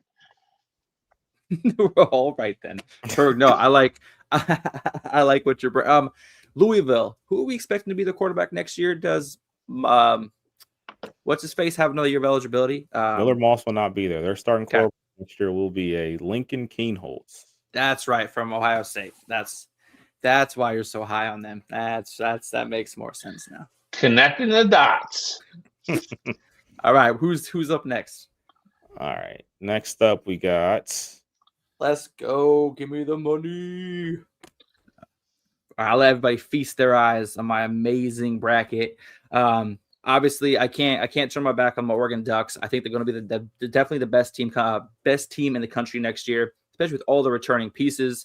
Evan Stewart's coming back on the outside, Dante Moore at quarterback. A bunch of the defensive pieces are coming back. I wish Bryce Betcher had a year of eligibility left because that would solidify this statement. But Oregon will win their first national championship in 2026. Or technically 2027, technically. It's going to happen. But with that being said, I had to give Ohio State their flowers, of course. Obviously, returning Julian Sayin, Jeremiah Smith on the outside. Obviously, that defense returns a lot of pieces. I think they're going to be a team to reckon with next year. Oregon and Ohio State play next year. I'll be excited for that game. I think it is at Ohio State, so that'll be a nice little change of scenery. And then Georgia, obviously Kirby Smart is returning a very loaded running back room. Gunnar Stockton's got another year under his belt. I think, obviously with Kirby Smart's coaching, I think that Georgia is obviously going to maintain their hold in the top 4. Then we got Texas. Obviously beginning of the portal, Arch Manning did say he was coming back, and a lot of his weapons, running backs, wide receivers, hit the portal. I think that Texas recouped that talent very nicely, especially with getting Cam Coleman. I think getting Arch Manning that extra weapon on the outside is going to really kind of open up his potential for his down the field passing. So I think that was a great pickup in the portal. And then obviously for 5, I got LSU. Lane Kiffin going to a new place, number 1 transfer portal class as of right now, ranked. They just got a huge get for the offensive line this week as well. I think Lane Kiffin's going to make some noise at LSU with the unlimited NIL funds essentially that they're giving him. I'm excited to see what the LSU team looks like. And then Miami, they're returning Mark Fletcher Jr., they're returning Malachi Toney. The only piece that they need to replace really is Carson Beck. And if what we're hearing is true, and this is, of course, with the assumption Darian Mensah signs with Miami in February once everything is kind of worked out in the courts, I think he's going to sign in Miami. I think that's going to be the best spot for him. And then Texas Tech, I still have them running the Big 12. Obviously, getting Brendan Sorsby, fantastic get for Texas Tech, especially after they were eliminated by the Ducks. It was obvious that the defense was their strength. The offense, especially the quarterback position, needed to be upgraded. And I think Brendan Sorsby is going to be able to do that for them and push their offense to another level this season. On top of that, we got number 8, Oklahoma. I have Oklahoma there because I'm a huge fan of returning quarterbacks. And if you notice, every team before them, minus Texas Tech, has a guy coming back for another year. Dante Moore, Arch Manning, Gunnar Stockton, Julian Sayin, all returning quarterbacks, another year in the system. This will be John Mateer's second year in the Oklahoma system, and if he can avoid injury this season, Oklahoma is going to be a force to reckon with. Then we go to number 9, another Big Ten team. Bill, I had to include you. Last year, I did not have Michigan in my top 12, and that ended up being what happened. But this year, I like where Michigan's bringing to the table. I like that. I like their coach selection. He's already said that last year Bryce Underwood was not working with the regular quarterback coach from week to week, which is crazy to me. And I know they've already fixed that situation. So I expect Bryce Underwood to have a huge step forward this year and them to use him properly in that offense to get the most out of them. Number 10, Indiana. Strictly put them in there out of respect for Curt Cignetti and being national champions. I feel like they're losing a lot of pieces. I don't think they're going to be able to contend for a national championship next year, but their schedule is pretty their schedule does kind of work in their favor. They don't play Oregon next year. I think they do play Ohio State, but they don't play Michigan, if I'm not mistaken. Yep. So they kind of avoid. We play them. You do play them, okay? Yep. Well, they said they avoid Oregon, so they don't have all 3 of the big timers in their schedule. So a loss to Michigan or a loss to Ohio State would not ruin their season by any stretch of the imagination. Number 11, probably my surprise team here out of the ACC. I actually have a rematch of the ACC championship game, Miami and Syracuse, who I think is what the ACC championship game is going to be. Steve Angeli, fantastic kid at quarterback, coming back from an injury. He led the nation in the first 4 weeks of the season in passing yards. Syracuse was also 4-0, undefeated with him at quarterback. They lost the last 8 games without him. This next year, it's going to be the year of the Angeli. He plays Notre Dame. He's going to beat them. I'm excited for that game. I think it's week 3 or week 4. I'm excited for that matchup in Notre Dame. And then number 12, the Pac-12 is back, y'all. The Pac-12 is back, and Boise State is going to win the first annual conference championship of the Pac-12. And Boise State's going to be the at-large team that qualifies next year. Maddox Madsen is entering his third year in the offense. I think Boise State has the recipe. They have the fan base that travels very well. And I think their defense is going to hold up against the new Pac-12. I think Oregon State's coming on the way with their new coach. I think they're going to start building a new reputation for themselves, but I think it's a couple years down the road. So Boise State will be my pick for the at-large team. And that's kind of my playoffs. So that's kind of how I have it breaking down. What are you guys thinking? So, I mean, I could definitely see it playing out this way. I think ultimately Syracuse is, obviously one of the surprisers there, but I understand where you're coming from in the sense of, the ACC just being a little bit weaker there. But the only question I have for you is, I noticed I had Notre Dame as my 4th seed and ultimately getting the bye. You don't have them on your top 12 at all. What goes in your thinking with that Notre Dame bunch next year, and what do you see going so wrong for them that they don't make the top 12? Well, here's the thing. They obviously have a lot to prove next year, and they're going to be needing to win every single week because they don't know which team they could lose to that could be the one to push them out, kind of like Miami did this year. But this is kind of one of the reasons why I don't have a favorable outcome for Notre Dame is, one, they play at BYU. Currently, obviously, that team is going to be ranked next year. They play Miami again. They play SMU, and they play at Syracuse, which is going to be, like I said, a revenge game for Steve Angeli. I'm actually looking at the schedule for 2026 right now. That Syracuse game is going to be Saturday, November 28th. So the last game of the season will be against Syracuse and Steve Angeli. But the week before that, they have SMU coming to their place. 2 weeks before that, they have Miami. Then 3 weeks before that, they have BYU. The second half of Notre Dame's schedule is filled with potential landmines for Notre Dame. Just a couple years ago, they lost to Northern Illinois when they were not expecting to. I'm seeing this Notre Dame team could have 2, possibly 3 losses next season and not even making the college football playoff. They're going to make all this stink to have the rules changed, and they're still not going to make it. And it's going to make me laugh so hard, and I'm going to love it. But that's why I don't have Notre Dame in there. I just think that their schedule is actually formidable next year, where they actually already have 3 preseason ranked opponents coming into town, or they're going to, and then they got that Syracuse game. And like I said, when you have a quarterback as scorned as Steve Angeli is going to be, he's going to take care of business against Notre Dame. So that's why I don't have them in my playoff. I hope you're right. I would love to see Notre Dame miss. I just don't think it's going to happen. It's a tough stretch of games. BYU, SMU, Miami, and then you got Syracuse, strictly for that revenge factor. Of course, that's 4 of the last 6 games are going to be tough matchups. So I think that's if they enter towards the end of the season with any injury issues, their season's cooked. Well, Miami is at Notre Dame, correct? Yes, correct. And where's the Syracuse game? Syracuse is in Syracuse, and then SMU is in Indiana, which that kind of scares me because we've seen how SMU plays in cold weather in the playoffs last year, and it didn't go well against Penn State. So that worries me a little bit for SMU's sake, but the Miami's coming to town, SMU's coming to town, and they're going to BYU and going to Syracuse. And the USC game, I believe, is at home as well. They're not playing USC is not on the schedule. BYU. BYU replaced them, right? I think they have 9 home games, though. Yeah. They start the season with Wisconsin, Rice, Michigan State at home, and then they kind of get into some ACC stuff with Stanford, North Carolina, and all them. But so I don't have a good outlook on Notre Dame's season next year. I don't think CJ Carr was the answer. I think if Steve Angeli was there, I'm very high on Steve Angeli. In case you all haven't noticed, if he was the quarterback at Notre Dame, I probably would have them in the playoffs. Steve Angeli's getting a lot of love, bro. Dude, I tell you what, man, he's Avery Johnson. No more love. Now it's hashtag Steve Angeli for Heisman.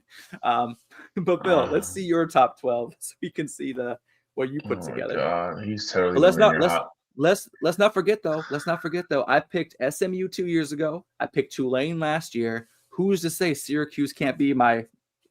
Tulane is not a bonus pick. I mean, yeah. Just saying. Just saying. Okay, Bill, go. I see Hawaii on there. I'm already tuning out. Yep. Group of 5, baby. The Flying Manoas, whatever they're called. All right, we're going to start number 1. I'm going to go with Oregon. Went back and forth between Oregon and Ohio State here. I like what Oregon has coming back on both sides of the ball. Just defensively, I like them more what they have coming back defensively than Ohio State does. Offensively, I think it's pretty even. Losing Caleb Downs and a couple other generational guys gives Oregon the bump at 1 for me just by a smidge. I got Georgia at 2. Like we talked about, Kirby Smart's got a lot of talent coming back. Gunnar Stockton's coming back. He took a big step forward this year. I think he takes another step forward next year. I like them at 2 to win the SEC. I have Ohio State being the runner-up in the Big Ten, just like I said, by a smidge. I have them number 3, though. I have Notre Dame number 4. I don't think their schedule's that tough. Again, I hope Alex is right. Nothing will please me more than to watch the Fighting Irish not make the playoff next year. I do think CJ Carr is really good, though. I think he's going to, again, if he takes a step forward, they got weapons to put around him. I know they have to replace the entire backfield. The Achilles heel of this team last year was their defense, and they're returning almost their entire defense from last year. They should be a lot better on that side of the ball this year.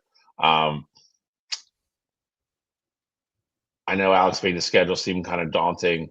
Again, I hope he's I hope he's right. I don't think he's going to be, in my opinion. They're the only team in the country this year playing 9 home games. Again, I think it's a joke. I just think they're going to be too good for what they're playing. I think worst case scenario, if they have 2 losses, I think they get in this year. I don't think they will. I think maybe 1. That's why I have number 4. Number 5, I got Tex with Arch Manning. I think if you watch the bowl game against Michigan, I think you see him. He's kind of come out of his shell a little bit, and I think they've opened up the offense for him a little bit. And I think you're going to get more of that next year. I think they've kind of finally realized you got to let him play. I know Texas lost pretty much their whole running back room, a couple wide receivers, but I know they brought in a couple as well. Made a couple big signings on the defensive side of the ball as well.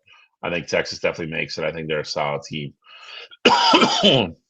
Number 6, I got Texas Tech. Again, I think they take a step back a little bit defensively with the guys that are going to lose the graduation. I think they'll still be a solid unit next year. But I think the offense will be a little bit better to balance the team out as well. So I still think they make it here. I think they win the Big 12. I just don't think they're as dominant as they were this year. I think they're still a really good football team. Number 7. Who do I have number 7? I can't remember. Indiana. It's on the screen, buddy. It's very small. It's on the screen. Indiana. like we said with before. I think they'll still make the playoff. I just think they're replacing a lot of pieces across the board. They're losing a lot of stars, a lot of places where I think it takes a little bit of time for teams to gel and glue and get better. So again, I don't think Indiana's going to fall off the face of the earth. They might suffer a loss earlier in the year than maybe we don't see coming. But again, I think as that team continues to play with each other, I think they'll keep continuing to get better and better. Number 8, I have Miami. This is very, dependent upon what happens with Mensa. I think if he's there, I think that offense is as good as anybody's in the country. They're still going to have a good line. Mensa, Fletcher is an absolute horse at running back, and then Malachi Tony, like we said, is already a star. He would be the best wide receiver in the country if it wasn't for Jeremiah Smith. So if they don't get a quarterback, if Mensa doesn't end up going to Miami, then I think Miami has legit problems because their second and third string guys have already transferred out. They would be in a huge hole at that position. I don't even know what they do. So it is going to be very interesting to see what happens with that case, obviously. And if he ends up, being able to enroll at Miami and play, I think he makes them a very, very dynamic team if he does. If not, again, I think they're in a world of hurt. Number 9, I have Texas A&M. I think they rebound a little bit from last year and the sting of how the year end. to start the year undefeated. They got 10-0, I think, before they lost. And they lost 2 in a row to end their season. I think they rebound a little bit. I think Mike Elko will straighten things out offensively. I think everybody will take a little step forward. I don't think they start the year with quite the run they did this past year, but again, I think they're there at the end. I think they're a little bit more of a battle tested team this year, which I think will benefit them in the long run. 10-9 Michigan. What we kept, what we brought in, ultimately, this is very dependent upon what Bryce does. Alex brought up the report that Sharon Moore didn't even have him working with a quarterback coach, which I can't even get into it. But I think the way they're going to coach him, I think he takes a big step forward. If he does take a really big step forward, I think they have the chance to be a lot higher than 10. Defense will be very good again. Andrew Marsh is a star on the outside. They brought in French from Texas, give him a running mate finally. Tight end will be good, and obviously the running back room is going to be just about as good as anybody in the country. So they're going to be too deep at every position on the offensive line. I like the building blocks of what they have. If Kyle Whittingham can put it all together, then I think Michigan has a chance to be very good next year. 11, I have LSU. Lane Kiffin again. I think he has too much talent to not get in. I think they'll sneak in. Sam Levitt was a huge get for him. I think he'll finally have a signal caller with all the weapons they have on the outside. The defense, I think, should be very good for LSU. LSU is kind of a sleeper team here at 11. Again, I think them and Michigan are the two teams, in my opinion, that if everything goes right, could end up a lot higher in the rankings. And number 12, I have Hawaii as a group of 5 team. I think the schedule they decided to play, I think they have a chance to get 2 group of 4 wins under their belt right out of the gate. Have a very senior-laden offense. They love to throw the ball. I put them on here because I think it could be fun. And if they get on, I don't think they'll be able to host the game, obviously, which would be wild for somebody to have to fly all the way to Hawaii to play. But imagine an East Coast team having to go to Hawaii. It'd be insanity. I don't think it'll happen, but I think they make it. I think it would still be a cool story, though, if they make it. So that's my kind of crazy prediction for the 12 seed this year. If Colt Brennan was still at Hawaii, I would say yes, go Rainbow Warriors. But I don't know. I've seen Hawaii mentioned a couple of times, and it's just what's his face? The head coach is a guy that used to be the quarterback there too. Is it Tommy Chang? Is it? Yeah. Tommy Chang. He was the quarterback before or right after Brendan. I don't remember. Yeah, but he was. Yeah, I remember him too. He had a gun for an arm too. They just chuck it around the yard down there. They're fun. If Hawaii is good at coaching any position or finding the hidden gems, it's definitely the quarterback position. That is 100% accurate. Hawaii was a team that won 9 games last year, so I mean, it's not. I don't think it would be necessarily crazy, but it's just because it's Hawaii. You know what I mean? Like it's just I mean, you gotta realize how many good players come out of that state. They don't stay in Hawaii because if they're 4 or 5-star, everybody comes and poaches them, but. Mariota was from there. I mean, there's a bunch of linemen. I mean, there's people like you got yeah. I mean, there's a lot. It's just again, brother. There is that state produces a lot of good football players. Yeah, a lot of them actually end up going to Oregon. So you got the Hawaii pipeline. Absolutely do. All right. Well, I go ahead and throw in the chat who had the best too early college football playoffs for next year. Obviously, mine's going to win because Syracuse. Come on now. But other than that, I like everybody's polls. It'll be interesting to see who gets the most right. Obviously, we're going to do this again for the first or second episode, or whenever we do it next year when we bring back the show. We'll obviously revisit this after spring camps and the late portal and all that stuff. We'll do this again and see if we have the same teams in. But I dig it. Cottrell, we have one more topic to go, yeah? Absolutely. We got our way too early Heisman predictions for next year. And Bill, I believe you are starting us off here with your list. Dude, this is ridiculous. This is crazy, Bill. Why is it crazy? No Dante Moore. Because Angeli's not on here? No, it's because Dante Moore. No, I get it. Angeli's my my white horse, you know what I mean? Or whatever I'm looking for. But no Dante Moore. I'm excited to see what you have to say. So I went back and forth. Speaking of Dante Moore, I went back and forth between him and John Mateer for number 5. I stuck with Mateer because I think Mateer is going to have to do more. I always think quarterbacks have to do that, get more credit. Guy was one of the favorites 3-4 weeks into the season before he got hurt, and that whole season kind of went sideways on him and the Sooners. So he'll be a true senior this year. I think Oklahoma will be decent again. I don't have him in the playoff, but I think they'll still be very good. I think he has an outside shot to stay in it. Number 4, I have Gunnar Stockton. Again, I just mentioned in my preview of the team. I think he takes another step forward. If he's shown anything this year, I think he's shown that he's tough and he's more of a gamer. I think he's a little more skilled than I think people thought he was going to be this year.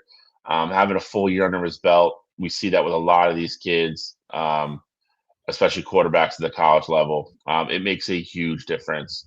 I think he takes a step forward. These top 3, I think, are a little bit separated from 4 and 5. I think anybody here in the top 3 could legitimately win the award. CJ Carr looked great as an absolute true freshman. Very polished. Again, I think that offense is going to be more quarterback friendly this year. They do have to figure out the running back room, but I also think it's going to lean on him to throw the ball a little bit more earlier in the year until that gets situated.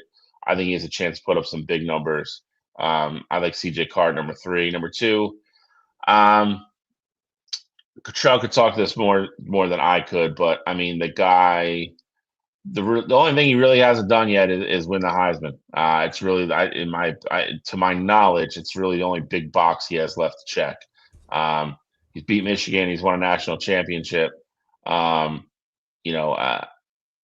He's the best wide receiver that I've seen at the college level in a long time. He's big. He's fast. He's got great hands. He can do everything. He's going to be an absolute stud at the next level. Why not go win the Heisman? I think Julian Sain should be better this year, more comfortable in the offense. I think that should lead to, in my opinion, even more targets for Jeremiah. And I think they should be able to open up the playbook for Julian a little bit more this year. So I think Jeremiah can go back to playing his, kind of his real game and run routes all over the field. I think he has an absolute huge year numbers wise. One, I have Arch Manning. Again, I think if you watch the bowl game and what I think they're going to do with him this year, you saw the true dual threat guy. I think the offense is going to look a lot different in Texas this year. I really do. I hope. I mean, for their fans, I hope so anyway. I think he has the ability to have a monster year.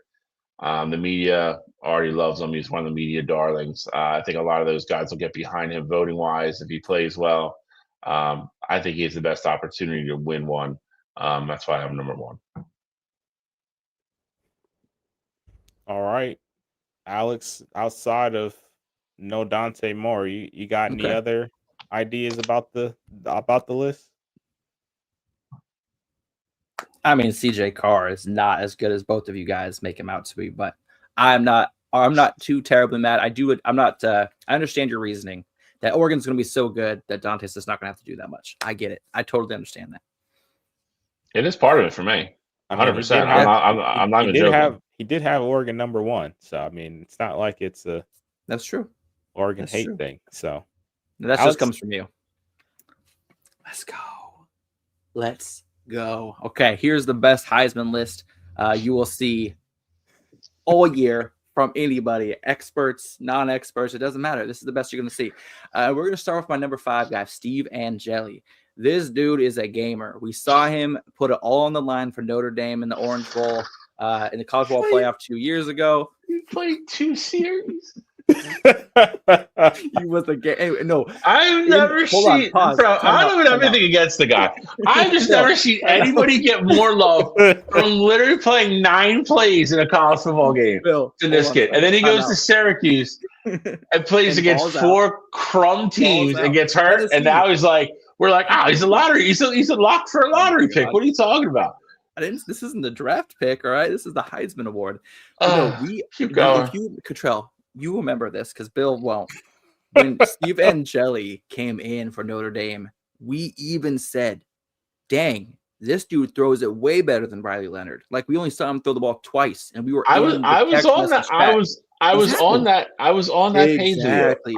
And then guess what? He transferred out, and we said Notre Dame is not going to look good next year. Notre Dame did not look great this year.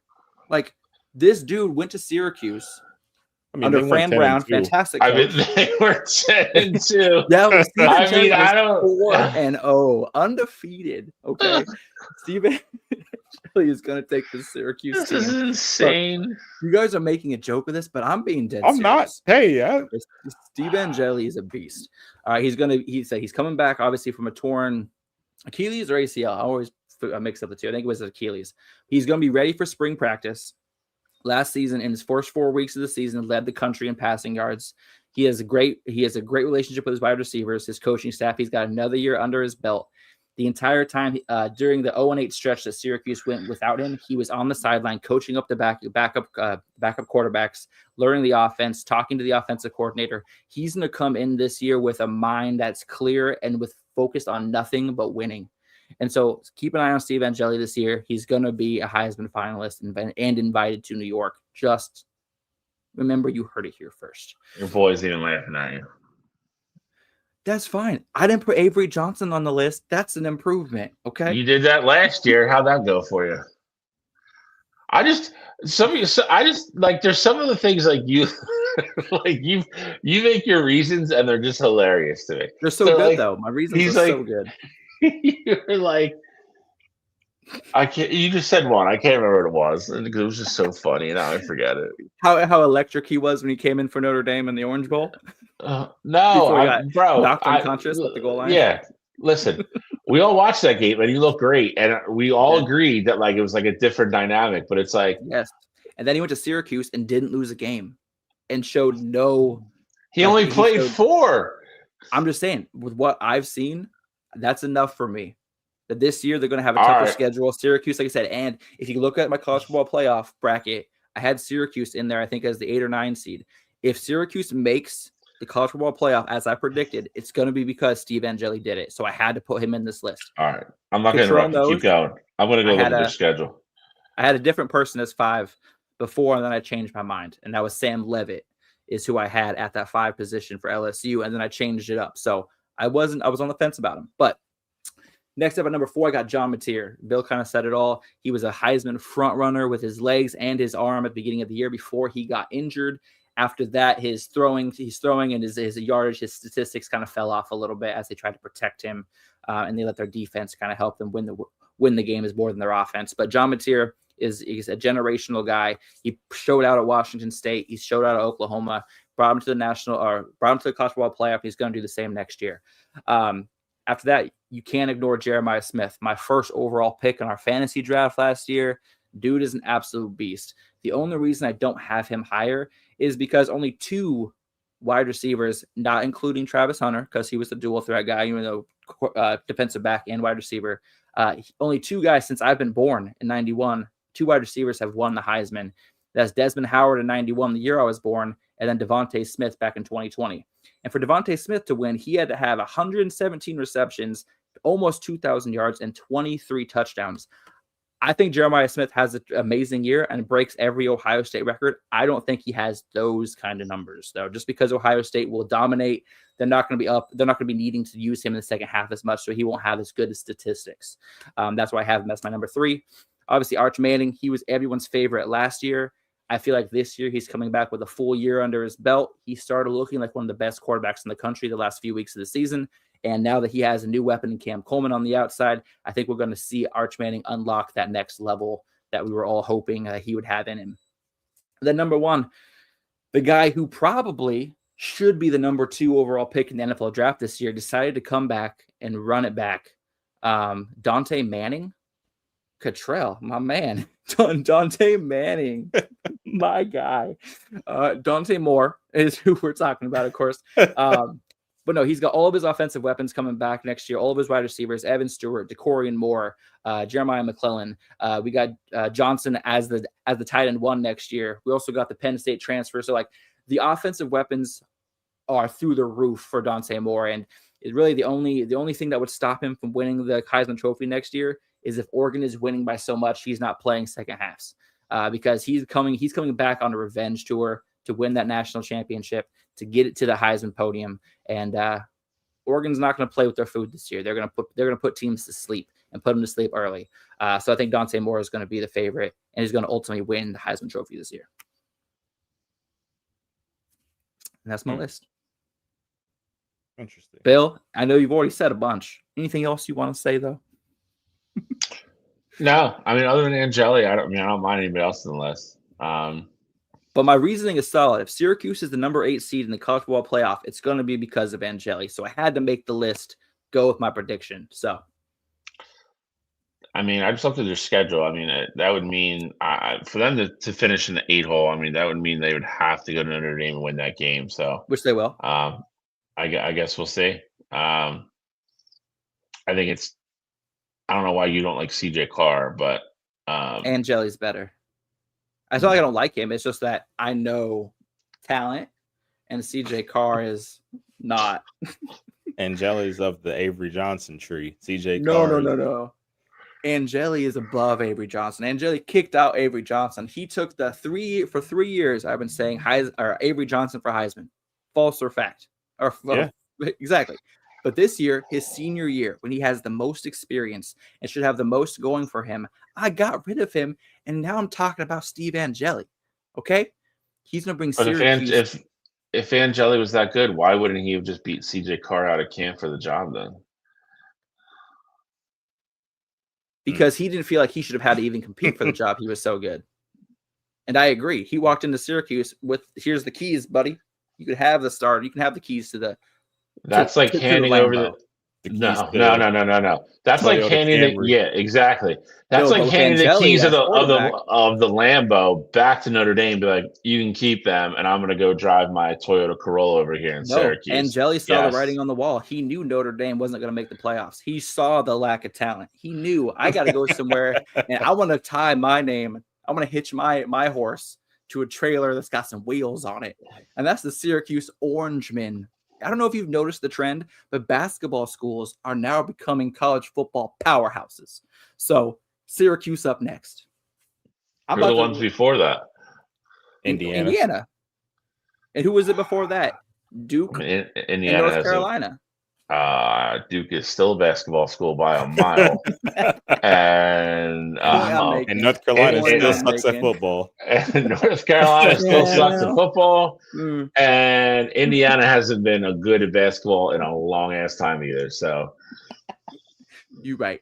You're right. But whose list do we have left to go, or is that everybody's? Mine is up next here, and I will preface this by saying Dante Moore is not on my list either here, but the reason for that, though, Deuce Knight's almost as bad as Angeli. Keep going. Oh my God! How dare you say Deuce Knight is as bad as Angeli? No one's as bad as Angeli. I said almost. The reason Dante Moore is not on my list is that I truly don't think he came back to school to put up crazy numbers. Like, I truly think he's just going to work on getting better, and he's not going to try and do anything crazy next year. I truly think he's going to.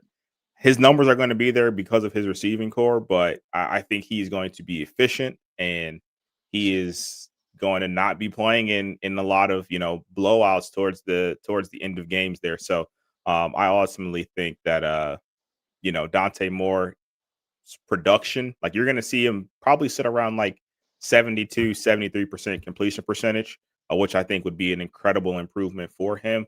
I just don't know if his numbers are fully there at the end of the year there. But number 5 for me, I'm going with Jeremiah Smith here. You guys have already both said it. You had him in your top 3, both of you. And, I think Jeremiah is incredible here. I think he will have a ton of great numbers. But to Alex's point, receivers don't truly get a lot of love for Heisman there. So wanted to put him on the list here and just kind of have him included, but didn't want to put him too high here. Number 4 for me, you talk about Deuce Knight being just as bad as Angeli. Well, I look at it like this. Deuce Knight is a former 5-star kid who is going to the system where we saw Trinidad Chambliss have a ton of success. And Deuce Knight's only start last year, he put up over 600 yards of total offense there. Now, of course, is there a lot to to be seen from him? Absolutely. But the talent is 100% there. And when you compare him in the backfield with Kwan Lacey, who's going to make his job so easy, just with the threat that he is, I think Deuce Knight's going to be in for an absolutely incredible season. And being at Ole Miss and playing in the SEC will absolutely give him a push. So if you see Ole Miss going, 10-2 next year, 11-1, Deuce Knight's going to be a big time reason for that. And I think he's going to have his name in the Heisman discussion. Number 3 for me, I got Gunnar Stockton, quarterback of the Georgia Bulldogs there. Gunnar really impressed me last year. I had a lot of question marks for him coming into the season. And for me, he answered a ton of those, especially in the big time games. Seeing what he was able to do against Alabama, seeing what he was able to do early in the season against Tennessee, seeing what he was able to do, against Ole Miss. Like I truly respected the talent that he is. And I think his dual threat ability is perfect for, what a lot of, people on the Heisman committee are looking for. And I think Georgia's going to have another big time year this upcoming year. And that would put Gunnar Stockton in a really good place to potentially win the Heisman next year. Number 2, I got Arch Manning for a lot of the same reasons as you guys there, that think his dual threat ability, his ability to, have a ton of yards rushing, but also at the end of the year, it ultimately felt like he was starting to figure it out, throwing the ball through the air as well. And you add in a guy like Cam Coleman, who's gonna make a ton of ridiculous catches there for you. I think next year is the year that we see Arch Manning finally, put it together and put forth a absolutely incredible year. But for me, ultimately, number 1, I got Julian Sand. And the reason I got Julian Sand is last year I felt like was I, I don't want to call it like a trial year for him, but obviously it was his first year being a starter. And you ultimately go and you're a Heisman finalist in your first year as a freshman there.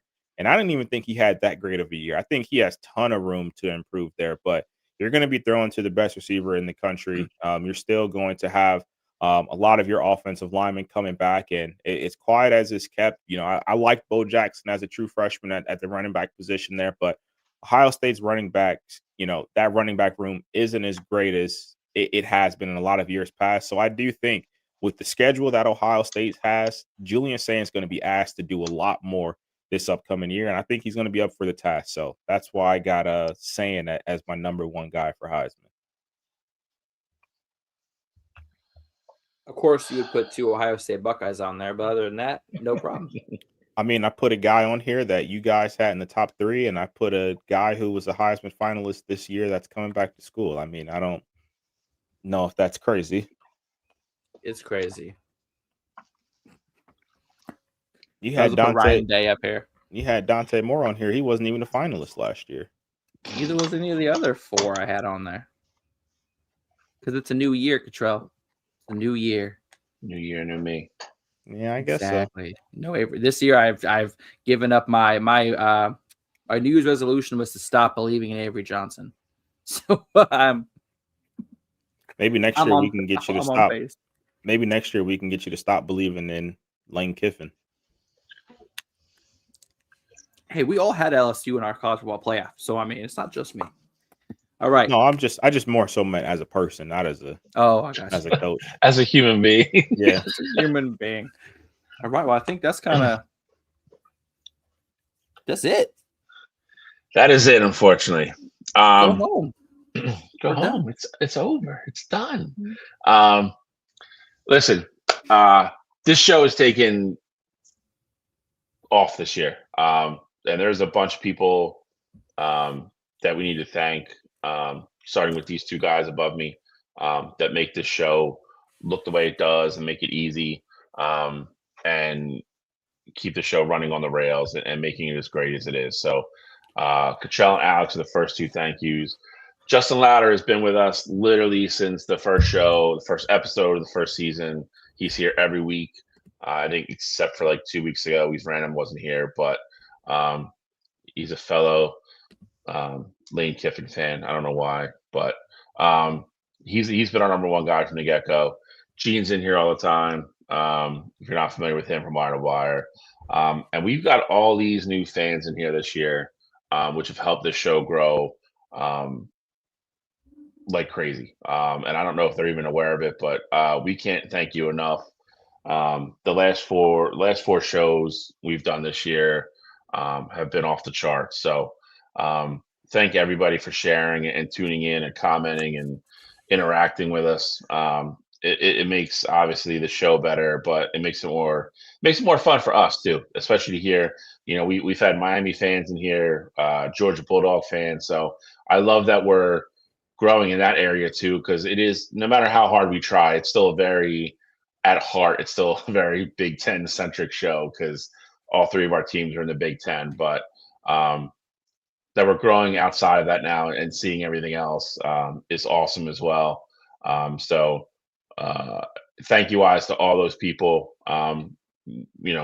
Literally, like, we love everything you guys have done for us. So we can't appreciate you guys enough. I'm sure you guys both have stuff you want to say. So yeah, I mean, I'm just happy that we get to hang up another banner for Big Ten, and it's not an Ohio State or Michigan banner. So that makes me happy. It's not an Oregon banner either, and that makes me sad. But will it ever be? Oh, I mean, if it's not this next year, it will never happen. Straight up. Like, if this doesn't happen this next year, I'm just going to accept the fact that we're never going to win one. Are you going to change teams then? No. You going to be a Beaver fan? Oh. I haven't cursed once on this show before. Look, my main man, Justin, okay, who's on the show a lot, he is a huge Duck fan. He married into a Beaver family. So he has the pleasure and luxury of going to kind of both and cheering on both. I couldn't do it. I can't do it. You don't like I don't have it in me. I don't have it in. I didn't say that. I said I don't like the Beavers. I'm saying, sounds like Justin made the right choice. That's all. Whatever. Contrell, say what you got to say. I'm done. I mean, definitely appreciate the support, from everybody tuning into the show. Like Bill said, I mean, just kind of looking back at the numbers from the last 3, 4, 5 weeks have been absolutely incredible. So appreciate you guys for tuning in. But as far as what's really to come next here, I did want to just kind of throw out, me and Alex talking about before, I don't know the logistics of it or when we'd ultimately do it, but still want to do an award show for this past season. And I know we had a couple of fun topics as well there, like that we could potentially get into. So maybe not a 2-hour show, coming up here next Saturday or in the future, but maybe we can get together, do the award show, maybe an hour-long little special, and, just look back on the totality of this past season. And maybe if we have any news, do a little break in the huddle segment. If we have, some Darian Minson news in the next couple of weeks here, we've kind of put that all together and, ultimately go from there. But it's definitely been a blast this season, and we will be back. It won't be as long of a hiatus as it was last year. But also, if you're getting your college football fix, Real Recognizes Real will be back too. Probably right after the first Saturday after the combine. So first Saturday in March, most likely, is when I'll be back with some film breakdowns. I was just going to ask you, I don't know why you just wouldn't do that on this show. What do you mean? On this channel? That. Yeah, absolutely. Yeah, okay. But, okay, that makes sense then. So, yeah, listen. The one thing we've all, I think, agreed to is we don't want to go quiet from now until August. So, if you do follow the channel, make sure you hit the little bell thing. So when we do randomly come on live, we'll promote it obviously, but when we do, you'll get a notification. We would love all you guys to jump back in. We will probably do the awards thing. And then I think, again, I think if crazy stuff happens or, big time, news stories break or anything like that, you might just see us pop on a random Saturday for a half hour, 45 minutes, and just come on and talk and keep things fresh and keep things moving. But it definitely will not be until August this year. We're definitely we'll be jumping on here and there and doing some fun stuff. Yeah, and then join us again for full-time episodes in August again, where we hang the banner for this year's. Do they get their banner now, or do we have to wait for them out next year? Just like with the rings, you got to wait. Banners got to get made, all right? Got to get produced, all right? We got to add the year on there. Fair enough. It'll take a little bit of time. We got Until the next- whole banner ceremony first week of next year. Yep. Until thing. next year, green boots. Until next year. I think we're out. I think that's it. I think that's all we got to say. Yeah, he's not going anywhere. So He's not going anywhere. he's been there forever. He's been there since like the 80s. That is it for me. Again, thank you to these two guys. They make my life easy. Make me look a lot better than in reality than I actually am. So thank you to both of you. Everybody that listens, everybody that promotes, shares, likes, comments, everything.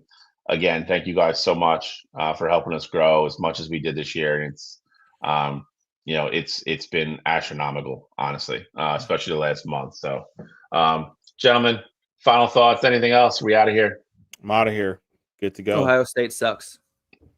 That's rude. But until next year, that's how Alex wants to leave it. So Oregon Ducks haven't won anything. We are out of here. See you next year.